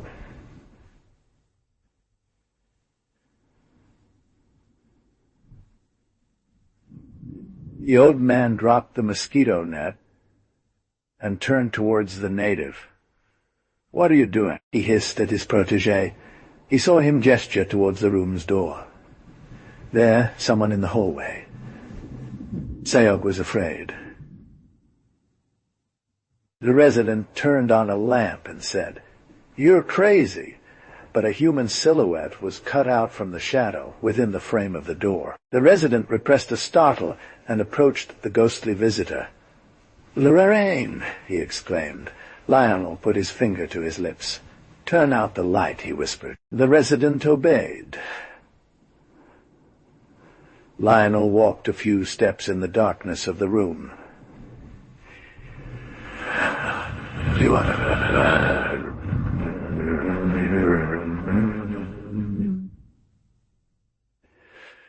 You are back, the resident whispered softly. How did you get in here? Nobody has seen me, resident. I have something to reveal to you. Please follow me down to the cellar. What an odd idea. Why? Lionel took his hand, then led him gently. My God, the old man said. Your hand is ice cold. Lionel remembered that his left arm, repaired at great expense, was cold to the touch. He lied. I've been shivering all this while. I'll explain. They went down a few steps and entered the cellar, which was lit by a single dim lamp. Moving forward, Lionel turned his back to the old man. Staying in this position, he stopped and said, You're going to look at my face, resident. Wait for a shock. He suddenly turned around. The resident opened his mouth, hesitated. Lauren, he said, You. No, you aren't. You are Lionel 1613.AC, a robot of Lauren with the same matricule. Correct, smiled Lionel. I have a good appearance and too smooth a face for a man coming out of the jungle. But you hesitated, resident.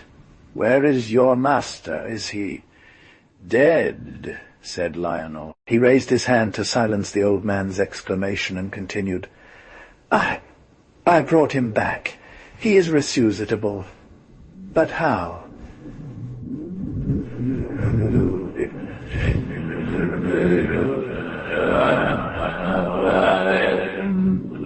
Excuse me, I have a lot to tell you. Let me speak, resident. Then I will ask for official news, clarifications on what is happening here. Let's sit down. The resident fell onto a crate. I am not alone, said Lionel. Someone guided me to you through an underground passageway that you didn't know existed, and which leads to the adjacent cellar. He called, Bahig, Bahig, Bahig. The resident murmured, But he's a native here, aye. The native entered through a door at the back of the room. He looked at the resident with shy, big eyes. Father said underground when I was small, long ago. I said Boss Lionel is underground. Boss Lionel brought me along.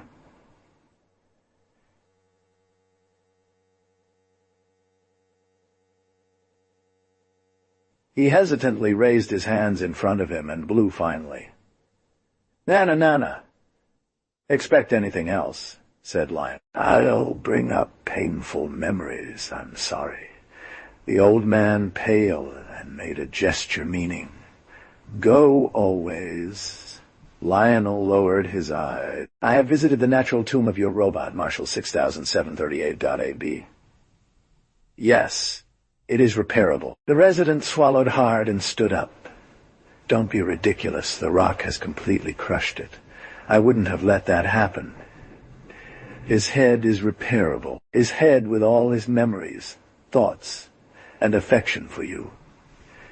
His head. The main thing. The resident sat back down, his legs trembling from emotion. He bared his teeth. But I saw under the rock, I saw torn metal. Tangled wires.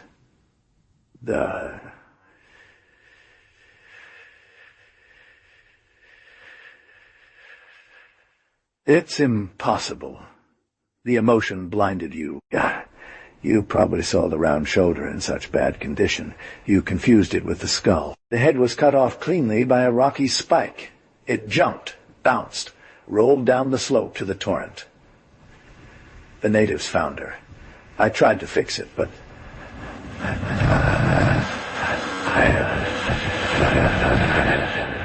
It's possible. The resident bounded towards the back door and ran towards it. You brought her back, didn't you? All these circumlocutions are intended to spare me, you. Lionel stopped him with a firm arm.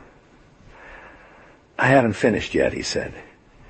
He looked the resident in the eyes. Yes, I brought her back. I brought Marshall's head. You'll see it. The old man tried to step back. Leave.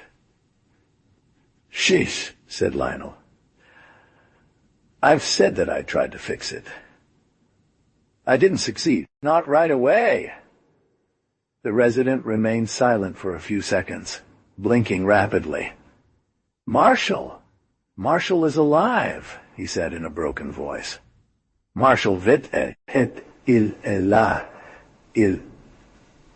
Sa tête est là. Vivante, rectifia Lionel sans dessert son étreinte.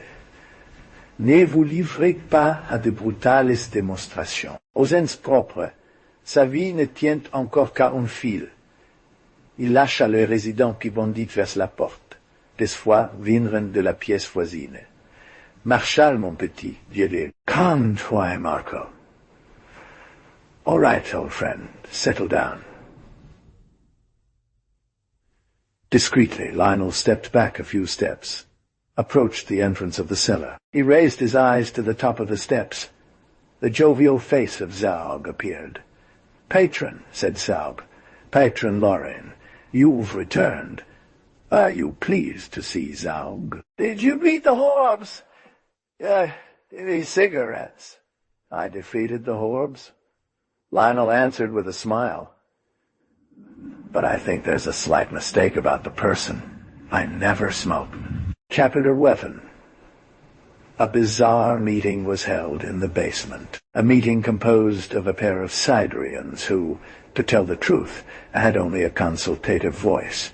A man, a corpse, and 2 robots of which one had lost its body. They had been discussing for 10 good minutes. Save Sidar, the resident exclaimed. Why didn't Lorraine tell me anything? He had spoken to me. I would have. If you had told him. What would you have done? Lionel interrupted. Nothing more. I don't know. I would have.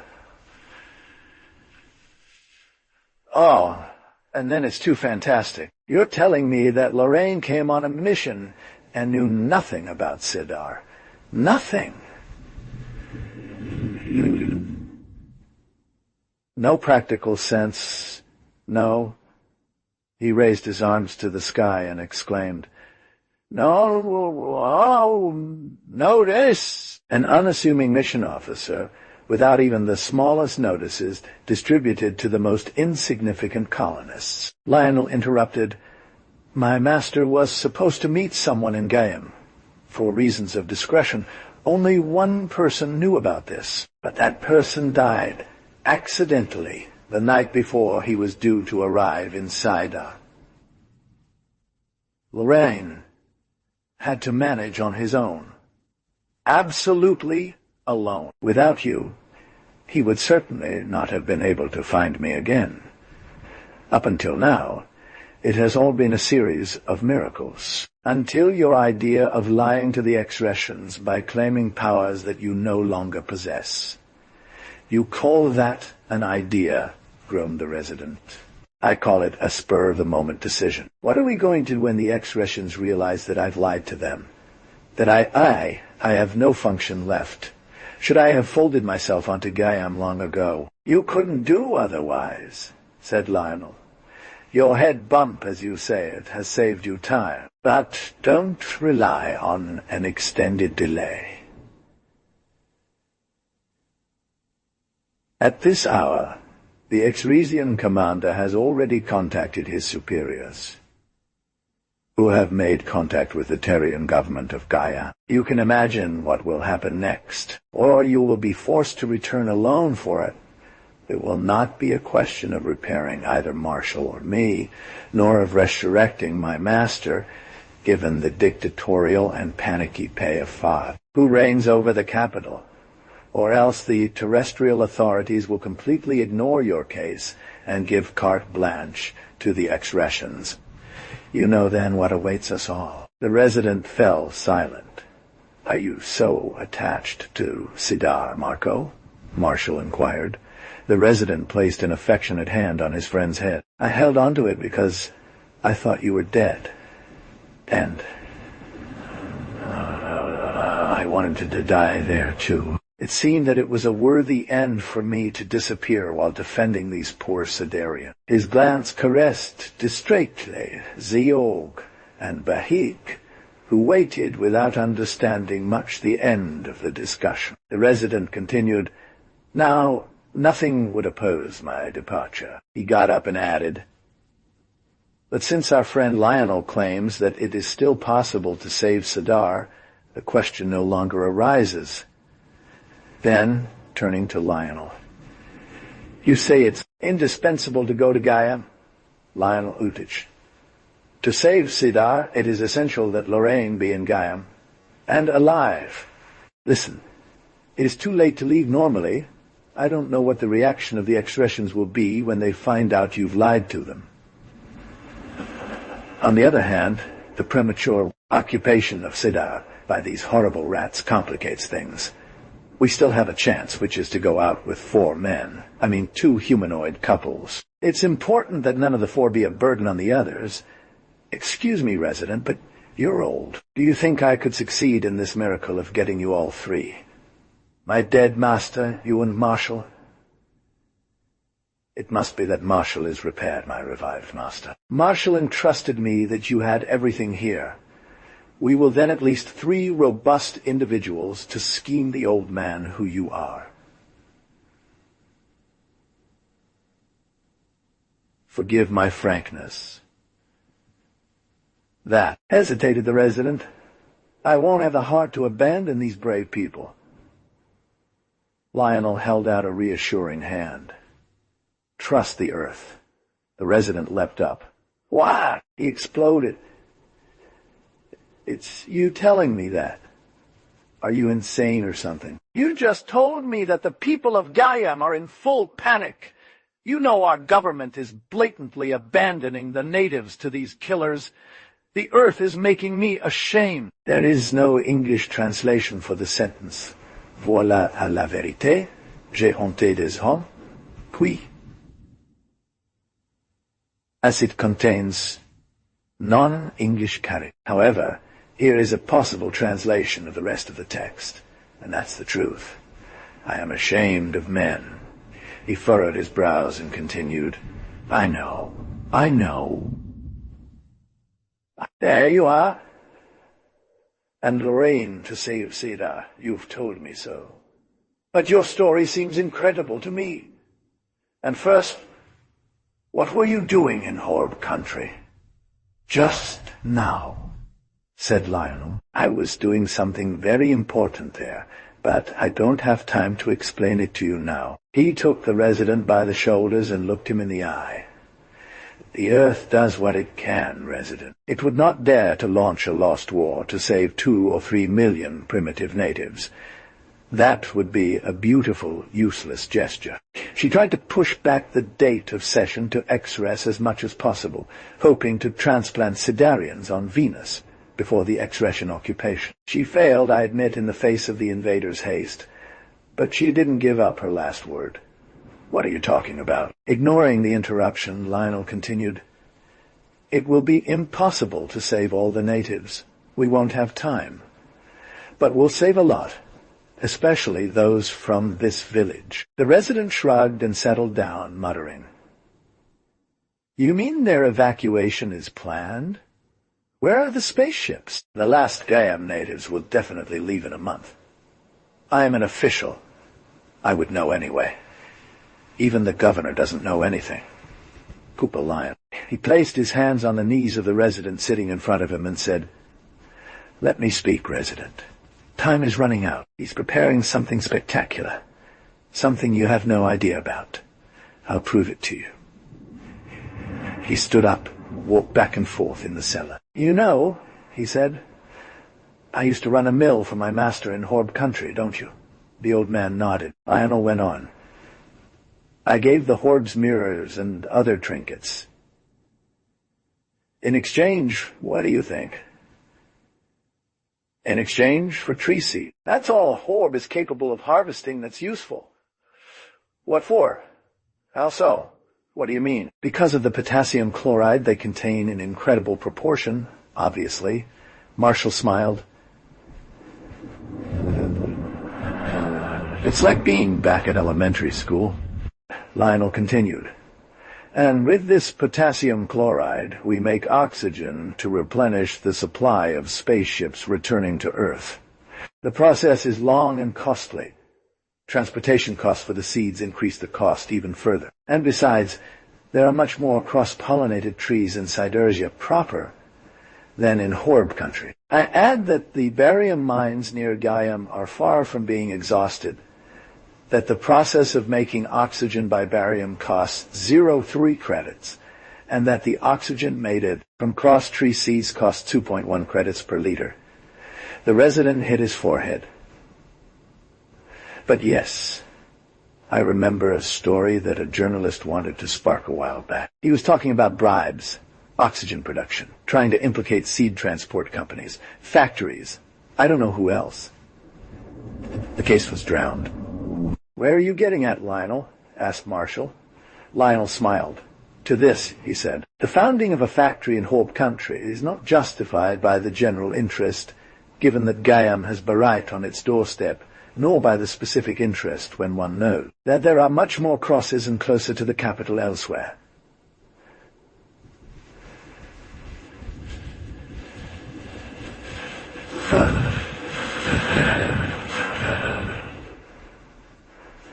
The factory was just an excuse for your presence in Horb country. The resident launched. Is it right? This is the translation of the provided text from Otto to N. This proves that politics is a very complicated matter, said Lyon. A policy can appear healthy and honest while hiding abominable things underneath. It can also stink of corruption by disguising noble intentions. And what was hidden in this bakery? The resident laughed. A trap for expressions? Lionel put his finger to his lips. Don't ask me more about that for now. He pointed to the dead man's bag in one corner and the wire attached to it. That was plugged into an outlet. He said, the fate of this planet is linked to Lorraine's life and mine. He will explain it himself when he comes back to life. But, yes, resident, I know there are a lot of questions to ask, aren't there? But if you ask them now, we will never have time to act, and you'll only get the poor satisfaction of disappearing while knowing all the details of the plan that you will have failed by your curiosity. To save Sidar, we must revive Lorraine. To revive Lorraine, we need time and surgical materials. We'll have time if we get out of the way of the Extresians. As for equipment, we'll take yours. But the Sidarians? Don't worry. I'm going to think about it, said Lionel. They won't hurt them as long as you told me, so they will ignore your lie. He turned to the two natives. Zaug and Bahig, he said, will you do what I ask, though exactly as you say? Zaug replied. Very well. You will leave by the underground, so that the wicked rats won't see you. That's fine, Bahig said. Then you will return to the village, still without waking the rats. You want to warn all your friends that I want to save them, and they have to obey me. Go on the roofs or the terraces, sort things out, but no noise. Fine. They are to follow you at nightfall in small groups, carrying food for a long time. Or down into the basement through the cliff. Got it? And take your time, you hear? There's nothing here, said Bahig. The two natives ran off into the cellar. We heard them stomp around in the rubble. The sound of their footsteps echoed in the depths of the earth. All we can do now is wait for them, said Lionel. He turned to the resident. Do you have explosives here? Explosives? Yes. Sometimes they came in handy during my inspections when I had to navigate tough terrain. I have a few more crates left. Perfect. I saw a rocket in your yard earlier. Is it in good condition? The resident laughed sadly. If it were in good condition, the governor would have seized it by now. It's going well. Note that. But the direction is completely off. At landing, it's an inevitable fiasco. No matter. What do you intend to do? "I've got it," said the head of Marshal, resting on a crate. The resident looked quizzingly at his robot. The latter explained. "If you were the expression commander, and if your men had warned you that the resident has disappeared mysteriously in spite of guards posted at the exits, what would you do?"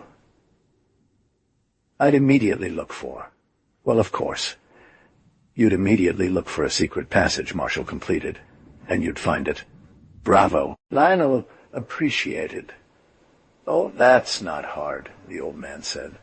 "I wonder why I didn't think of that. You intend to send the rocket off alone as far away as possible, and blow up the residence right after, to block the entrance of the underground beneath the rubble. They won't have to search where I came out, since they'll believe that I used the rocket."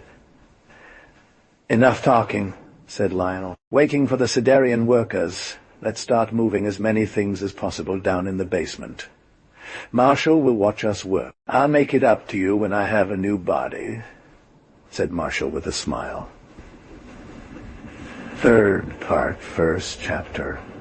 Moraine suddenly felt very bad in her chest. He had the impression that his heart was about to stop and was being beaten back into rhythm with violent whips. Each blow reverberated as a star along his nervous network, made him ache to scream in every fiber of his being. He tried to clench his fists on his chest, but couldn't move his little finger. He wanted to see who was torturing him like this, but his heavy eyelids remained shut with a heavy slumber. Voices, known voices, distorted by poorly adjusted speakers, voices were receding, approaching, bursting in his ears, waving in trembling echoes, distorting into meowing, which his fragile conscience strayed from the words. Nervous influx, voltage.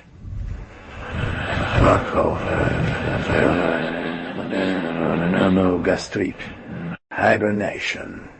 Then it was le calme, the delightful impression of floating between heaven and earth, between life and death. Like in certain dreams, he felt himself slowly falling toward a distant floor, so distant. A bright light stung his eyes through the pinkish eyelids. He raised a heavy hand, and there was his face. "Victory," a familiar voice whispered. "Lower the lights." He tried to open his eyes, but couldn't. Words danced in his head. Light, tower,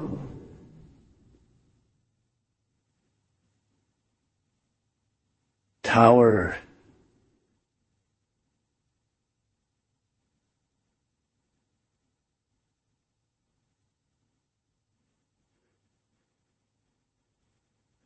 He followed them on tiptoe and carefully closed the door behind him.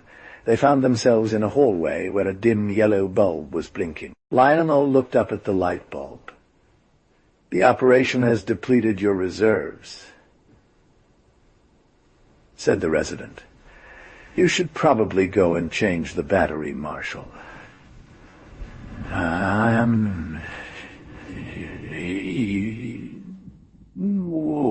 "Go to sleep," Marshall advised. "I'll take care of it." He walked towards the end of the corridor. His new body seemed clad in metal, like the robots of old. His face was scarred with scars. "Lorraine will be on his feet within 8 days, said Lionel. "He'll have all his faculties back in 2 weeks. The hardest part is over. Try to get a good 10 hours sleep, resident. I'm going to see what the natives are doing." "How are your legs?" inquired the old man. "Wonderful. I don't regret Lorraine's legs at all." The old man gave a disenchanted smile. "There are moments when I wish I were a robot," he said. "God, I'm so sleepy." He placed a friendly pat on Lionel's arm and stepped through a door, yawning to loosen his jaw. Lionel descended a few steps on the right and plucked a flashlight off the wall. He walked into a dim room where the beam of his lamp revealed stalactites in the shape of pipes, calcareous concretions resembling lacework, and the blue-gray reflection of a small underground river. He almost ran into a native squatting by the water's edge. "What are you doing here, Bahig?" The Sidarian blinked in the harsh light. "I'm fishing." I waded through the river with my net. I had already caught a lot of gloms. He pointed to a small pile of slimy frogs on the ground. Lionel left him and walked towards the bright halo coming from another cave next to the first one. A cacophony of irritated voices reached his ears. He quickened his pace and entered the second cave, where there was a big fire blazing. Spacious, this cave held a camp of about 400 Sidarians. With a great deal of whipping, 3 of them were fighting over an outsized trunk of sapwood.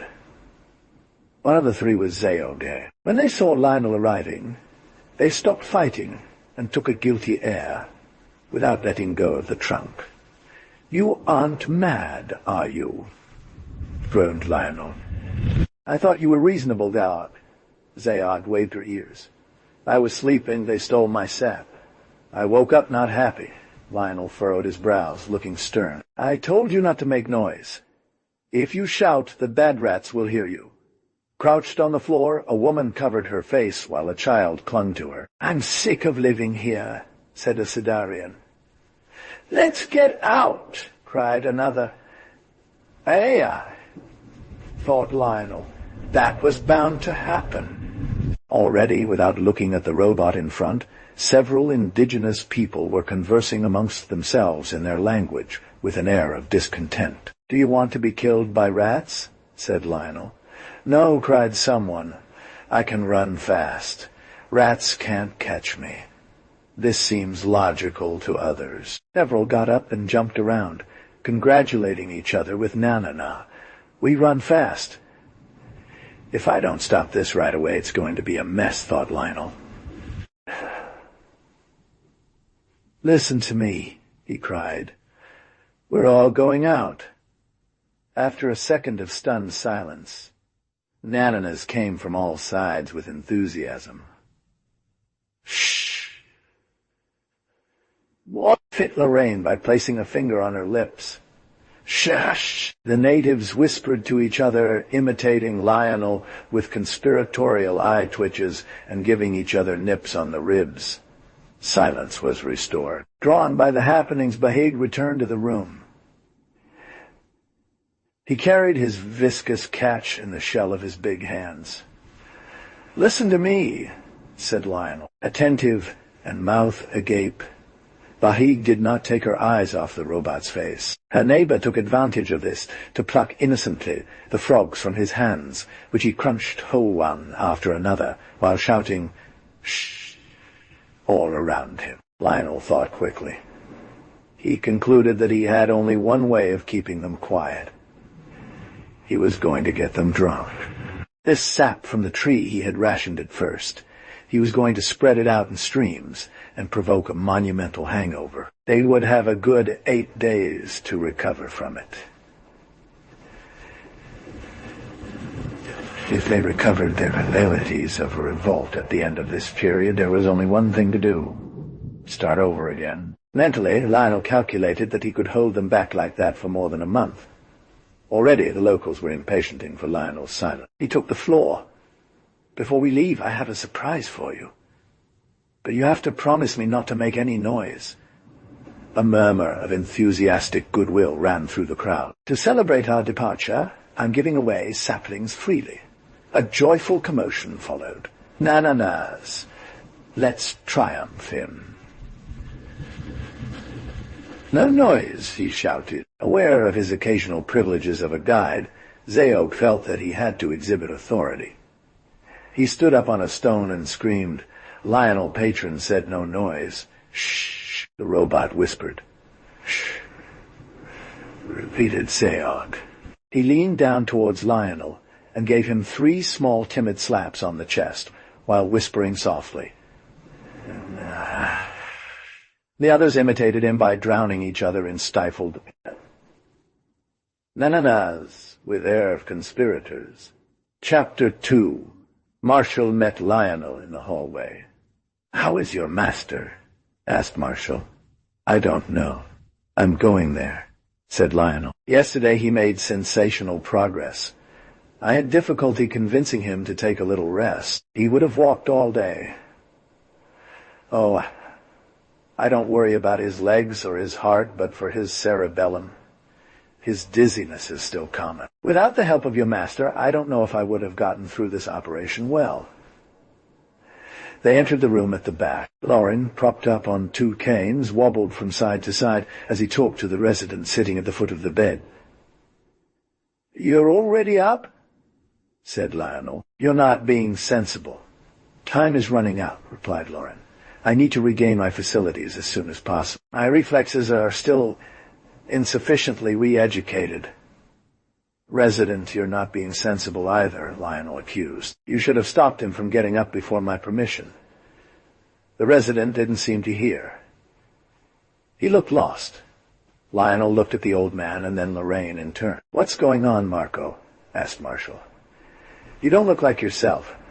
"Hein? I know you two.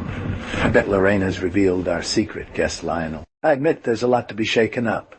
Loren protested. "I only said a word to him. He doesn't know the details." The resident looked at his robot. "Marshall," he said, "if you knew." "Tell him, Loren." "Wait a minute." Lionel cut in. "I don't want Lorraine to get upset about all this right now." He placed his hand on the shoulder of his master and made him sit down on the bed. "Let me examine you," he said. "Oh, these useless pretensions. I feel fine now. Lie down, please. Resident, please leave him room." The old man got up as Lorraine spread out on his back. Lionel placed a strange device on the rescued man's bare chest, ending in 4 metal spheres of varying sizes. The device was connected by a wire to a dial fixed to the wall. Lionel pulled a lever. The screen illuminated with 2 bright curves that undulated regularly. Lorraine turned his head and looked at the screen with keen eyes. "Well," he said after a moment, "I think this EKG is perfect, isn't it? I wish I'd gotten an artificial heart sooner." Without saying anything, Lionel shut off the screen and lowered Lorraine's shirt over the long V-shaped scar, sewing his chest together. "How are you feeling, Doctor?" Lorraine asked with a smile. "If you stick strictly to your oscillotherapy appointment times, you'll be in top form again in 3 or 4 days," said Lionel. He opened a cabinet and threw an oxygen bottle onto his master's knees. "Here," he said. "You've got too much defense now for me to stop you talking for hours." But don't forget that you're on Sidar. Breathe often. It would be hard for me to forget it," said Lionel, straightening up and placing his hand on his throat. "My laryngeal graft is bothering me quite a bit." An idea occurred to him. "What are the Sidarians doing?" he asked. "They're stuffed like sardines and snoring in chorus. They're having their second general drunk fest in 12 days. The resident was clearly getting impatient. "Lorraine," he said, "put your plans to Marshall. He's not in the loop yet." Lorraine looked at Marshall as he distractedly unscrewed his oxygen bottle. "Lionel has already let you know that our factory was just a front for other more serious activities, isn't it?" "Yes, and I've always wondered what kind of import. Planetary activities could lead 2 isolated individuals to the middle of Horb country." Lorraine took 2 or 3 breaths of oxygen. "The Earth," he said, "had never intended to abandon the Sidarians to the Exression. Our government first considered emigrating the Sidarian people to Venus to remove them from the mortal power of Exres. She didn't have time. As X-Russian interplanetary travel techniques advanced, their requirements became more urgent. They obviously didn't dare to attack us head-on, but tried to rush the stages of our abandonment." "We're at the last stage now," said Marshall. "I don't know what Earth has planned to succeed."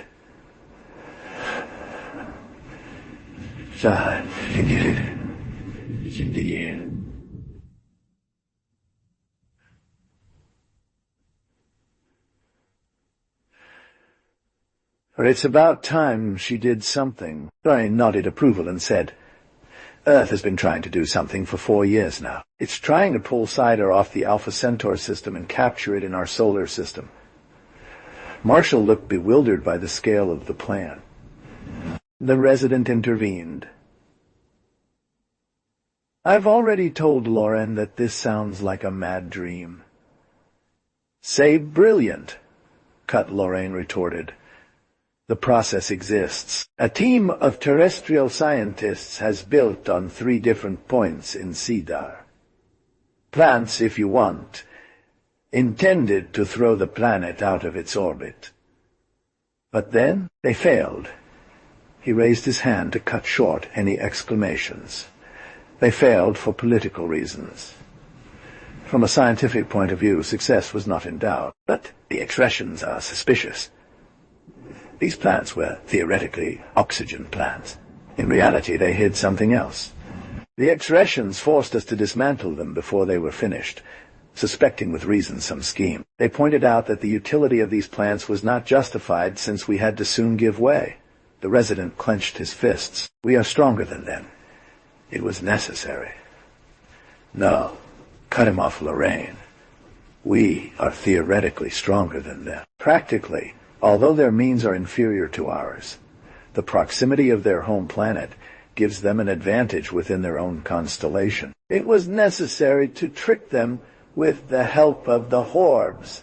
The Horbs? Who are the Horbs doing in this mess? With the help of the Horbs and the Red Knights, Lorraine explained. I will explain to you all right now. I'm dreaming, said the resident with a pitiful expression. You are not dreaming. You had to set up some sort of invisible factory.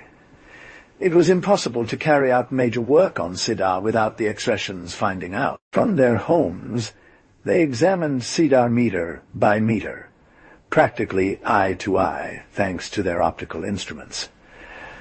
An invisible factory. Now that's... But what kind of a factory? Follow me well, said Lorraine. What means do you see for projecting Sidar far from Alpha Centauri? The resident rubbed his forehead. He hesitated. I prefer to listen to you than to say nonsense. I don't see. Lauren stood up and took a few steps, supported by his walking sticks. He kicked the ground with his heels. If we keep digging straight to the heart of Sidar, what will we find? Every schoolchild knows that, Marshall said. We'll find limestone, granite, then basalt, and deuterium, triumphantly exclaimed Lauren. The central core of this planet is a vast sphere of deuterium, that is, heavy hydrogen. If we convert it to light hydrogen, ordinary hydrogen, Sidar becomes lighter itself. According to the good old Newton's law, the planet will leave its orbit, moving away from Sun Alpha, who barely keeps it at the edge of the system. I don't see how to turn deuterium into hydrogen at this scale.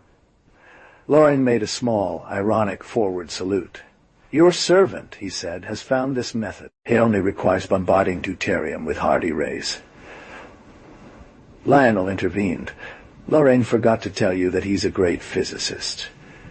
Thank you, said Lauren. Marshall and the resident looked at each other in bewilderment. The resident raised an eyebrow. I'm going to sound stupid, he said. I've never heard of E-rays. Neither have I, avowed Marshall. Do you produce them with your invisible factory? He had a doubtful laugh. Lauren lay down on the bed and took a breath of oxygen. I'm tired, he said. Lionel is also a great physicist. Explain it to them, Lionel. The robot took a piece of paper and wrote, E. Cosmic rays emitted by stars of first magnitude such as Alpha Centauri. Cosmic rays produced by the bombardment of E-rays on a graphite screen. Clarified, exactly like cathode rays produce X-rays when they strike an anti-cathode in a Coolidge tube. You understand? The resident said, you capture alpha solar radiation, you expose a graphite screen to transform S into S. Yes, Lionel said, but I suppose it took you a giant screen. Where is it? Lionel smiled contentedly. We haven't had to set it up. It has been walking around on its own in space for hundreds of thousands of years. He enjoyed the resident and Marshall's surprise for a moment, then added, putting the finishing touches on his explanation, "The surface of Satellite 2 is a layer of graphite, 3 kilometers thick. During the red nights, its beautiful radiance is due to the heating of this graphite, bombarded by E-rays from Sun Alpha. It then floods the Sidarian nights with E. But then, how is it that the phenomenon has been going on for centuries, that we haven't noticed a change in the mass of Sidar?" said Marshall. "She should have moved away from Alpha long ago," he exclaimed. "The resident." Lionel smiled even more. "The E-rays emitted by the satellite are too soft to penetrate all the way down to Sidar's deuteron core. To harden them, that is, to reduce their wavelength, I used the Horbs."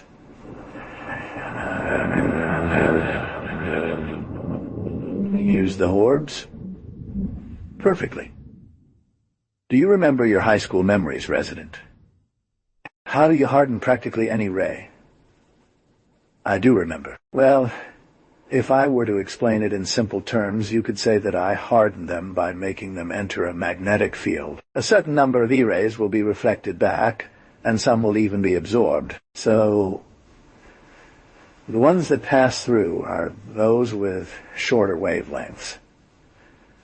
By letting him cross glacial ice, negatively ionize glacial ice.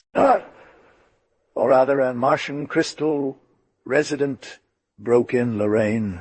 "One of those vulgar Martian crystals that flood the cheap bazaars on Earth. Or, Lionel, the mirrors that I have scattered amply in the Horb tribes. These seemingly harmless mirrors are made of Mars crystal and frost, as you say, by God's bones. Yes, and every red night they gaze into the image of their God, the image of this satellite too, which sends its E-rays to the center of Sidar, to the deuterium core. The idolatry of Horb is the unconscious instrument of the strengthening of E. This is how ethnology joins physics to send a planet to walk in space. Here it is, our invisible factory. Expressions being unable to suspect the role of simple factory distributing trinkets." The resident took his head between his hands. "So we're already escaping the Alpha system," said Marshall. "Not yet," replied Lionel. "The ice mirrors are not yet negatively ionized. We need to ionize them from a distance by pressing a simple button.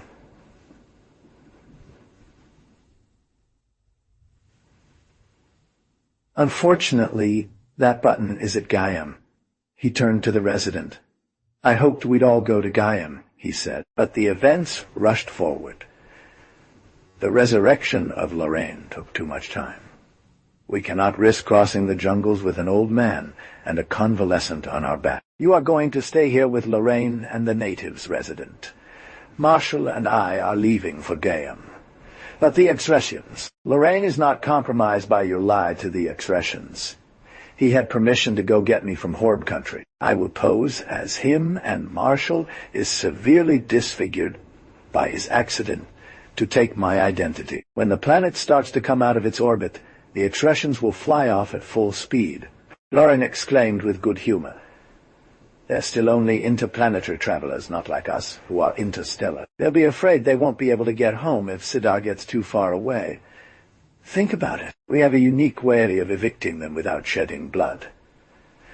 Chapter 3. Lionel and Marshall were crossing the outskirts of Gaiam. The robots, being fatigue-free, had taken only 3 days to cross the jungles. They were walking on a wide avenue lined with abandoned buildings where vultures were nesting. Piles of garbage were littering the muddy road. Cross trees were growing in the cracks of the rubble. At the end of the avenue, however, glittered the office towers of the administrative district, witnesses to the prosperous past of the Sidarian capital. They soon turned into a smaller street, a bit cleaner, and butted up against a magnetic barrier signaled by red signs. 2 police officers came out of a small station next to them, and walked towards them with an attitude that mixed superiority, nonchalant boredom, and disapproval. "Shouldn't be loitering around here," the first police officer asked. "Don't you know it's against the rules to walk around abandoned areas?" "I'm coming from Horb country," Lionel replied. "I have a permit." Lionel took out several papers from his pocket and showed them to the policeman. The latter carefully examined them and looked Lionel in the face, then Marshall. "Is this your robot?" "Yes." "Oh, it's badly damaged. You don't look anything like it at all." The second policeman had a friendly air about him. He winked at Lionel. "Don't mind him, he was just joking," he said to his colleague. "He thinks he has to go above and beyond. I don't care. We're leaving in 8 days. The other glared at him. "It's no excuse not to do your job properly," he shouted. He looked suspicious at Lionel and finally said, "Go ahead, pass by." He stepped on the switch fixed to the curb edge. The two robots advanced. The policeman closed behind them. As they walked away, they heard him grumbling. They would have to pay me handsomely to go get my robot in Horb country. "FK my robot," he called out to them. "Hey!" Lionel turned to him with a questioning look. "Do you still believe in the jungle? Can't you walk on the sidewalks?" "Excuse me," said Lionel. They left the highway and entered town. They encountered pairs of brothers or twin sisters everywhere. It was difficult to tell which were flesh and bone and which were metal. In general, one could identify robots by their younger appearance.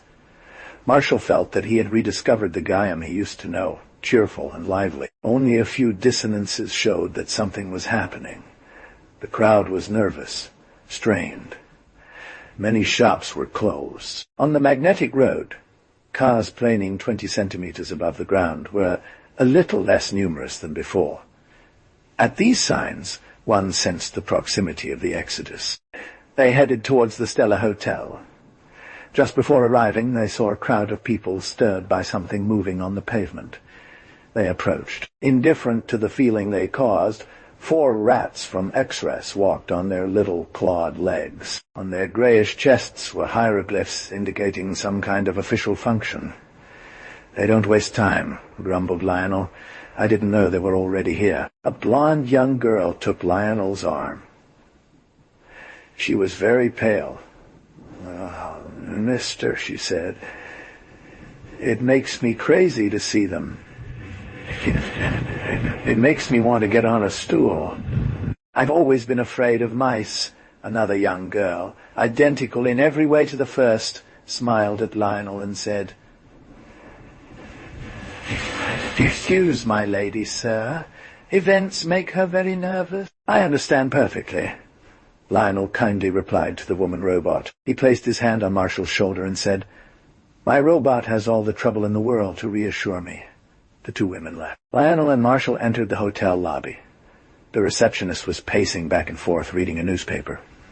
Lionel approached him. "I'd like a room," he said. "Actually, I'd like the key to room 7812. It's been reserved for me. No more rooms available," the receptionist replied without looking up from his paper. Lionel persisted. "My name is Lionel 1613 AC. If you'd like to verify, we must have kept this room from my trip to Horb country." The employee looked Lionel up and down with an admiring gaze. "Well," he said, "an explorer. What a strange time to get lost in Horb country." "Yes, by the way, I knew you. You occupied room 7812 a few months ago." "That's what I'm trying to tell you." "I remember it very well because 7.812 is my matricule number. So, what? Oh, she's busy. You really think we've kept her here for so long with all these refugees? Look for another hotel. Call me the manager." The employee shrugged his shoulders. "He's holding on to his spot for tonight's departure. Direction, Earth. You are sure to think that he does not give a damn about your room. By the way, everyone is indifferent to everything. But you have a good head, and I will give you some advice. So go up to the room and arrange things with the current tenant. He returned to his journal without paying any more attention to Lionel, as if he did not exist. Lionel shrugged his shoulders and dragged Marshall into the cab. They climbed into the driver's cabin, and Lionel pressed button 7.812. The driver's cabin didn't move. Lionel turned back towards the employee and touched his arm. "Is this still you?" he asked. "Of course it is. It's been 8 days since the hotel lost power. Go up by foot. How do you want me to find the room in question in this labyrinth? Take any other one. Any that you like. Why are you so fixated on 7.812? This." Lionel couldn't tell him. He rummaged through his pocket and slipped a 20-credit bill into the employee's hand. "Christ!" he exclaimed. "Come on. Be a sport," Lionel pleaded. "Make an effort to remember where this room is. Wait a second, it's in the west wing. Probably on the top floors." "Thanks. Still, you sure have a thing for fixations, don't you?" Lionel and Marshall spent over an hour walking through corridors and climbing stairs full of refugees sleeping on the floors before they found the room. Lionel slammed the door. A tall, bald man opened immediately. "Yes," he said. "I apologize for bothering you," Lionel said. "I am the former occupant of this room. I forgot something here." "Huh?" the man without moving said. The room was filled with the sounds of conversation and children's squabbles. "Well," said Lionel with a smile, "if you would allow me to enter, I would take my things and get out of here right away." After a second of silence, the man replied, "Say that once you're inside you don't want to leave. We have 3 families here now. There's no more room. It is sewn with white thread, your tail." The man was strongly carried in the frame of the door, the air stubborn. Lionel thought it was useless to argue. With a backhand he swept the man against the wall and entered the room, Marshall on his heels. The room was full of children who began to cry from fear at their entry. The makeshift beds made from chairs and blankets were crammed into every corner of the room. Another man stood in front of Lionel. "Now then, you!" Lionel shooed him away and ran towards the bathroom. A naked woman was splashing about in the bathtub and started to shout. Without paying any attention to her, Lionel opened a cupboard and swept the top shelf with his hand. Nothing! He came back into the room, where Marshall held everyone at bay with a ray gun. His eyes slowly swept across the room.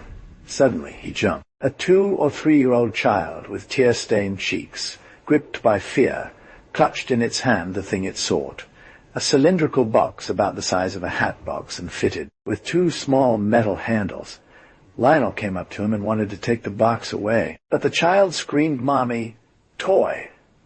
Lionel was in a hurry and ripped the dangerous toy out of his hands. But as it was disrupting Marshall's shooting field, a man took the opportunity to hit him in the face with a powerful punch. The man brought his fist back with a cry of pain. He had only succeeded in breaking one of his knuckles on Lionel's metal-framed arm. "It's a robot!" he cried. It isn't human. It's a robot. Lionel took 2 steps back and said sadly, "Damn it, shoot!" The weapon flashed brightly. The man fell, asleep. "Shoot them all while you're at it," Lionel advised. The room lit up several times as the occupants fell like bowling pins one on top of each other. Except for one. This one leaped onto Marshall's gun and tried to pull it out from him. Its form was colossal. Marshall fired multiple shots without effect before realizing he was dealing with a robot like himself. Lionel, however, had already figured it out. La mort dans l'âme, il prit son propre pistolet, déplaça sur la coche un cran de sécurité, et tira à son tour. The robot collapsed, its skull split open, spilling a mess of plastic insulators, conductors, and gears onto the floor. Gone at last. "Where are we?" Lionel. We're in the police station's basement. Fortunately, I am with you. You don't know Gaiam well enough to manage alone. You would never find a more secure place. They are looking for us, aren't they? You think so? We have had to put at least 300 people to sleep and kill 5 robots. The entire police force is after us. But I don't think there's any need to worry. The disorder of the city is too great for them to quickly find us. I'm sorry I killed those robots, said Lionel. Me too, said Marshall in a soft voice. They fell silent. There was no need to comment on the cruel necessity of the struggle they were waging. After a while, Marshall said, "What I have not yet understood. That's why you were the only ones, Lorraine and you, to know the importance of your mission." "My dear," Lionel said, "there are in the Solar Assembly men of the opposition resolutely hostile to the maintenance of Terrans on Sidar.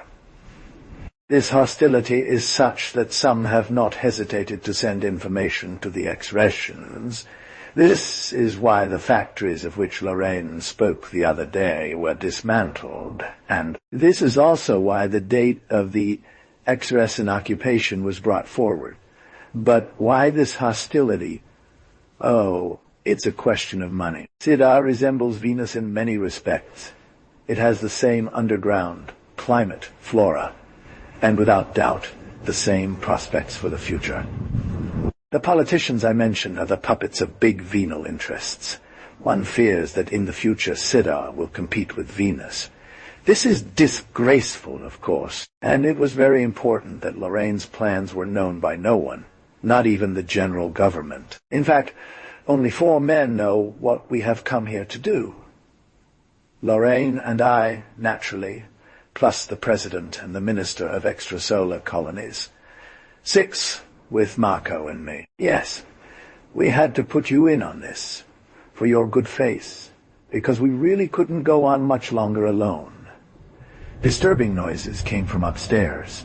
We could hear hurried footsteps and the sound of irritated voices. "What is it?" asked Lionel. "I really don't know," replied Stefan Wul. "It might be because of us, but there's no reason to come looking for us here. We were seen jumping off the big bridge that's 10 kilometers away from here. We could hide in 1,000 different places. All this will end in Fishtail.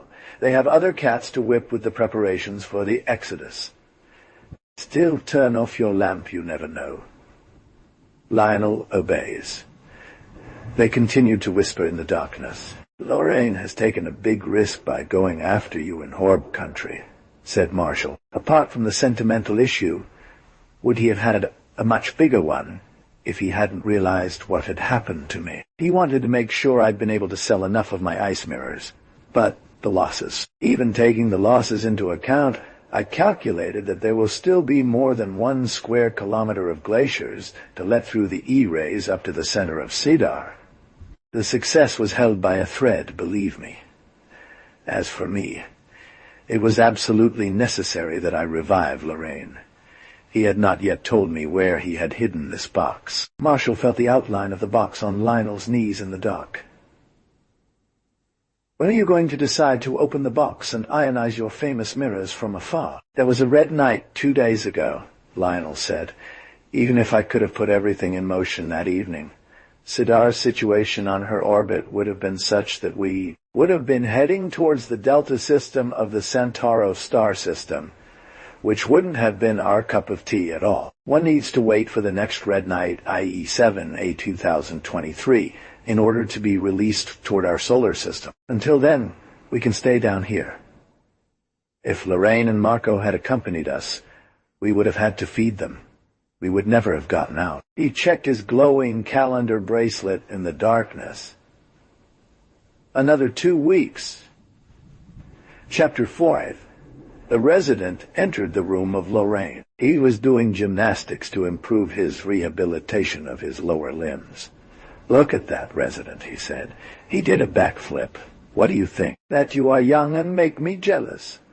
When I think it is for tonight." "Yes," said Lorraine as he massaged his legs. I feel so well that I regret not being with them. You'd embarrass them, my old man, even if he is young. A man never has the physical value of a robot. Hope they succeed. He caressed the radio speaker. I can't wait to hear their voices in this little box. Wait up until there are no more X-Russians to eavesdrop on the suspicious transmissions. They'll be able to talk to us. Do you think the X-Russians will skedaddle? I don't know what they could do otherwise to avoid being taken far from home without any hope of returning with their old interplanetary spacefaring spaceships. The resident sat down. My legs are shaking, he said.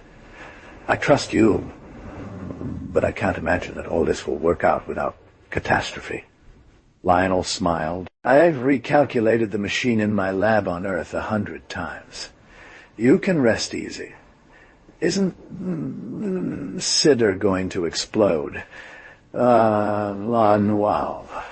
It's not ordinary deuterium we have down here, said Lauren by pounding the ground with his heel. The enormous pressures, 7 million kilos per square centimeter, change properties.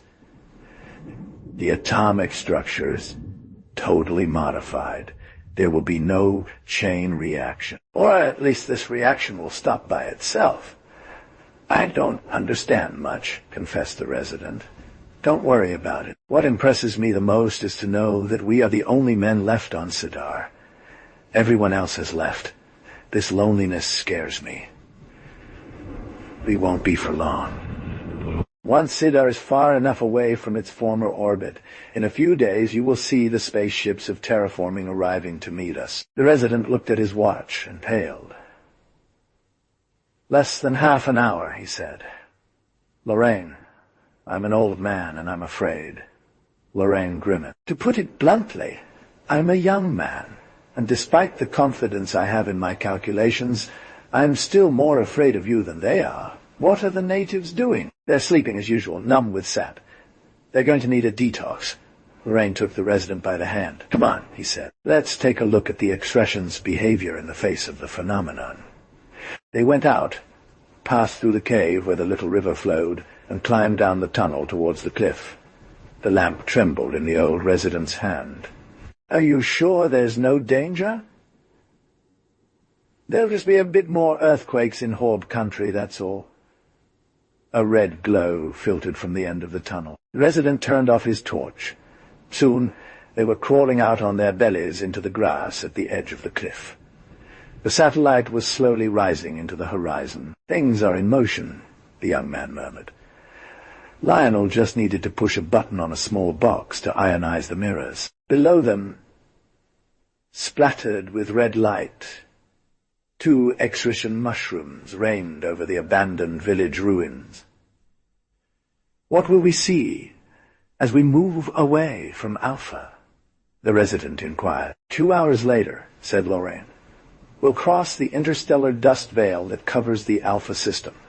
You won't have seen so many shooting stars in your life. They look towards the north, towards the Horb country. Lorraine pointed her finger. She bit her lip to stop herself from crying out in triumph. The red sky was veiled in a true dance of luminous waves. Lionel succeeded, he said. They pass by. They pass, resident. Sidar loses mass at full speed. The resident said, trembling with emotion. These dancing lights are due to the ease. No, not at all, Lionel replied. They are due to a stream of neutrons escaping from Sidar at a ridiculous speed. Listen. A murmur of X-Russian conversations rose from the valley. They saw the village streets filled with anxious and gesturing silhouettes. Soon a long antenna rose from the top of a mushroom, and its tip was studded with purple sparkles of sparks. It's worrying them, said Lorraine. They're in communication with their headquarters. They don't suspect that they are already moving away from their sun at double the speed of sound, a speed that will only increase. The resident placed his hand on the young man's arm. But there won't be red nights every night, he said. Are we going to stop for? You can already see yourself that you are wrong, said Lorraine. First, because we do not need multiple shots to send an ivory ball all the way down the billiard table. Secondly, because the reaction being initiated, the decay of deuterium, continues several weeks after the Red Nights, even without E. The amount of money. A huge roar cut off the word from Lorraine. The two Terrians lowered their eyes. They saw deserted streets in the village. The metal collar of one of the mushrooms was spinning around at top speed. "They look like they want to leave," shouted Lorraine into the ear of the resident. "Their astronomers must have warned them about what is happening." I did not believe they would be so afraid so quickly. Suddenly, in a thunderclap, one of the X-ray machines shot into the sky. The collar of the other began to snore in turn. Perched on top of a wrecked building in the outskirts of Gaiam, Marshall and Lionel were witnesses to similar events. Visible in the blazing red night, a dozen giant mushrooms crackled with all their antennae. The town buzzed with frantic little lights. "I feel like I kicked over an anthill," Lionel said. The sky was sliced in all directions by smaller aircraft. Some were resting while others took off in an unknown direction. Suddenly, a trail of fire plowed across the red sky. "An aerolith," said Marshall. "Yes, we have only just begun to see them," he went on. "We are going to go through a belt made up of several thousand asteroids of all sizes that make up the boundaries of the Alpha system. The X-Retians would do well to hurry if they want to get home. Their machines are not sophisticated enough to cross such distances. In fact, the X-Retians seem to understand this. The small devices slipped in one after another under the big mushrooms' hats, like chicks taking refuge under the wings of hens. Soon the streets of Gaiam were punctured with rare lights. A mushroom buzzed, seemed to tremble on its base, and rushed into space. In a few hours, they disappeared one after another. One of them, hit head-on by an aerolite, had exploded in a ball of flames of yellow color. "Sidar is ours," screamed Lionel. "Let's run to the observatory." They tumbled down from their perch and dashed through the deserted streets towards the 5 large domes that towered over the eastern quarter. A half-hour run without interruption brought them to the gates of the observatory, which remained wide open. Lionel dashed down the stairs, dragged Marshall through long corridors, and managed to get to the central dome. Their footsteps echoed uneasily under the immense vault, but suddenly they stopped, stunned. There was a small light that stood alone on a desk covered in scattered papers. Next to the desk, an old man with a white beard drew formulas and equations on a blackboard bolted to the wall. "A Terrian here," Marshall exclaimed. The old man turned his head and gave the two intruders a distracted look. He made an imperative shed and dove back into his calculations, muttering to himself. The two robots approached cautiously. They could hear the old man mumbling, "I don't understand, I don't understand." "I can explain everything to you," Lionel said gently. Apparently this was the only sentence likely to attract the interest of the old man. He turned his head softly and fixed a pale blue eye on Lionel. "Really?" he said without surprise. "Well, lad, I'm all ears. What are you doing here?" asked Beisa Lionel. The old man seemed to come out of a dream. "What am I? But I am here at home, lad. I have lived here 50 years. It's not for these ridiculous rats to kick me out. I hid in the cellars and was about to blow them all up. Fortunately, they left. They were afraid of. Hey. He had a broken laugh and suddenly regained his seriousness. "But you said you could explain it to me? You're Professor Daniel?" exclamait Marshall en le reconnaissant d'après les photographies de journaux. "Bien sûr, Daniel 3795 BTA, dit le vieillard. C'est moi le patron ici. Ce ne sont pas de vulgaires rats. Il revint à son idée. Jeune science, déclara-t-il. Il se passe une chose extraordinaire. Oui, par Faulcan. Oui, parfaitement. Elle Faulcan. C'est très intéressant. Mais je ne comprends pas pourquoi. Their eyes settled on Lionel. He seemed to remember something. What did you say a moment ago? I said, I know why Sidar is leaving, Lionel replied, using the old scholar's expression. The old man's eyes sparkled with youthful joy. He offered Lionel a piece of chalk and pointed to the blackboard. Go ahead, he simply said. Show me. During Lionel's explanations, old Daniel remained gape-mouthed, without interrupting him even once. When it was over, he kept the pose for a moment, and then suddenly stood up to give a formidable punch with his fists at the table, his fist trembling with emotion. He broke out. Sensational, fantastic. But we could have warned me anyway. That's not very nice, no, not at all, to not warn me. But I forgive you. I will have lived the greatest adventure of all time, thanks to you. I'll see that before I die. He danced in place and added, Me, who has never been good at getting my pilot's license, by the way. It didn't interest me much. Here I am, captain of a ship, going around the world. Car, I am the boss. Do not forget it. The boss here is me. I will take charge of things. He looked at Lionel, his eye anxious. You want that, don't you? Don't deny me this pleasure. Chapter 7. The night was cold. It had lasted 2 days straight. Total darkness. The Sidarians, in their cave, shivered around firewood logs. As Sidar got farther away, the warm light of Sun Alpha came only in fits and starts. Indeed, the planet was fleeing towards the solar system, but it spun around itself following capricious axes that changed every 24 hours. Lorraine, wrapped head to toe, passed through the natives, giving them words of comfort and tins for their meager fare, as the cold outside prevented them from prolonged hunts. He explained to them that heat would soon return, but that the ex-Retians had left without hope of returning. Cutting short their nananas, he entered the portion of the provisional underground dwelling that served as a residence and discarded his bulky winter garment. He found the pensive resident. Explain something to me, said the latter. I'm listening, replied the former. Normally, Sidar, by losing its mass, would have had to drift away from Sun Alpha in a spiral instead of a straight line.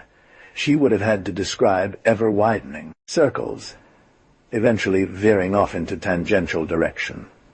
Perfectly sensible, smiled Lorraine. So, well, I haven't told you everything yet.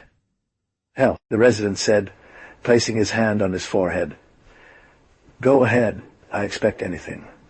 Not only has Sidar lost weight, but she's wandered into space. Where? She moved away in a jerk, if you will. How so?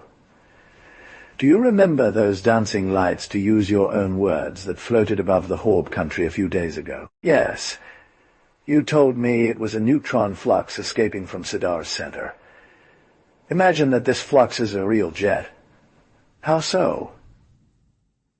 The word flux does not make an image. Imagine a jet, a steam jet if you will, a jet with fantastic power escaping from, a giant exhaust pipe. Imagine that Sidar is a metal ball, in which an end of the water whose steam escapes through a giant pipe in the country of Horb.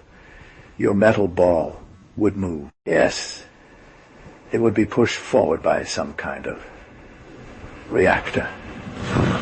A crude reactor. This is the translation for the provided text. That's why I say Sidar escaped from Alpha System, not just due to its mass change, but also because of a neutron fling. A neutron fling. The resident ran his hand through his hair and said, But wait, this flux will break down the atmosphere finally. I mean, it will. He risks breaking the atoms of the constituents of the Sidarian atmosphere, but that's very dangerous. Lionel smiled indulgently and blushingly at the same time. Listen, resident, I can't go into details. You're not a physicist. I'm asking you to take my word for it. The deuterium of Sidar, as I've already said, is imprisoned at the center of the planet under enormous pressures. This creates a field that... No, I can't explain it to you. It would be too long, he thought and added. Know that atmospheric disturbances will only affect the Horb country, and again, very slowly. Poor Horbs. Maybe. But if we had not acted thus, it would have been necessary to add, poor Sidarians. The expressions wouldn't spare either one. The resident got up and walked back and forth. I'm cold, he said. Even here it's cold. Calm down, it won't last. Don't forget that our little joke lit a real pot at the center of Sidar. We will soon feel the effects of it. This will more than compensate for the heat of Alpha. Unfortunately, it will grow darker and darker during the journey. I wonder what they are doing in Gaiam. They haven't called for 2 days. As if to answer him, a red light began to blink on the radio set. When one speaks of the wolf, said Lorraine. He pressed a button. Lionel's voice could be heard. Hello, can you hear me? Hello, Lauren. Yes, I can hear you, old brother, said Lauren. Phew, said Lionel. I had a hard time repairing the equipment. Those idiots from Exodus have ruined everything in the city. Finally, power has been restored to the East District. Where's the resident? Yes, Lionel, the resident said. What is Marshall doing? I left him with Professor Daniel. He's at the telescope's control panel. Old Daniel won't stop taking observations. He's over the moon. And now, some great news. They're coming to meet us, Lorraine cried, bruising the resident's shoulder. We could hear Lionel laughing. Listen to the message I just received in response to my calls. 4 AZ military rockets are turning back. Stop. The federal government is sending engineers and equipment to rebuild Sidar propulsion plant. Stop. Lorraine, 1613 AC. Made Knight of Space and named Supreme Engineer of Solar Orbits. Stop. Resident Marco 6738 AB, made Knight of Space and promoted Governor General of Sidar. Stop. Lionel's voice became inaudible, then completely disappeared. Kriya, Lorraine. There's still a fault. He turned to the resident. He was red as a lobster. General Governor, stuttered he. Get better, resident, said Lionel. You complained about the state of neglect of this planet. You will be able to put back on track the Gaiam-Niso road, and many more.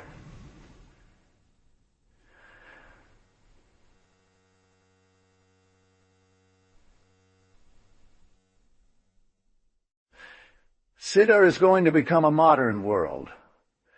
The colonists are going to pour in. And you, what about you? I have a grand title. Supreme Engineer of Solar Orbits. In plain language, an interplanetary pool teacher. Don't cause collisions, especially, the resident said as he wiped his eyes. He took Lorraine by the arm and said to him with a worried look, Tell me, Supreme Engineer, are you sure about your business? Look at what I'm thinking. He indicated an ivory ball on the table. Well, said Lorraine. Watch. The old man slowly pushed the ball with his extended index finger. It rolled straight at first. Then it slid to one side. My finger, said the resident, is E. The ball is Sidar. It's not quite right, observed Lorraine, but let's go with it. And after that, the ball didn't roll straight. Sidar might get lost somewhere. Smiling, Lorraine took the ball and pushed it with 2 fingers. It rolled straight across the table. You're kind of right, he said to the resident. But the important thing was to project Sidar out of its orbit in an approximate direction. We didn't have time to act any other way. In fact, now that there is no more X-rest to prevent us, we will push Sidar with 3 fingers. The 3 factories in question. The resident sighed heavily. You see me relieved. I was afraid, he said naively, that you wouldn't have thought of it. Everything is taken care of. The S will continue to reflect on Satellite 2, even at very great distances. And the satellite that accompanies us will send us east. We can slow down or speed up their entry into the center of Sidar by exposing more or less large glacier surfaces in this or that factory. In fact, we will bring this planet almost as easily as an interstellar machine. Lionel's voice broke out in the room. Do you hear me? Lorraine, resident. Do you hear me? The two men leaped to lower the sound of the apparatus. Yes, said Lorraine. We hear you. There was a break. Arranged, said Lionel. There are a lot of things I didn't have time to tell you earlier. Among other things, I got a working rocket. I'll pick you up in 15 minutes. See you soon. Happy Lorraine and the resident wrapped themselves warmly and went out into the village to wait for Lionel's arrival. The resident looked at the starry vault. He asked, Where did you plan to put Sidar in the solar system, between Earth and Venus? Well, I can't wait until we get there. I'm getting hungry for sun. Lorraine was pensive. You'll do well to take some leave on Earth while you're waiting, he said as an aside. If all goes well, Sidar won't arrive for 150 years. Fine.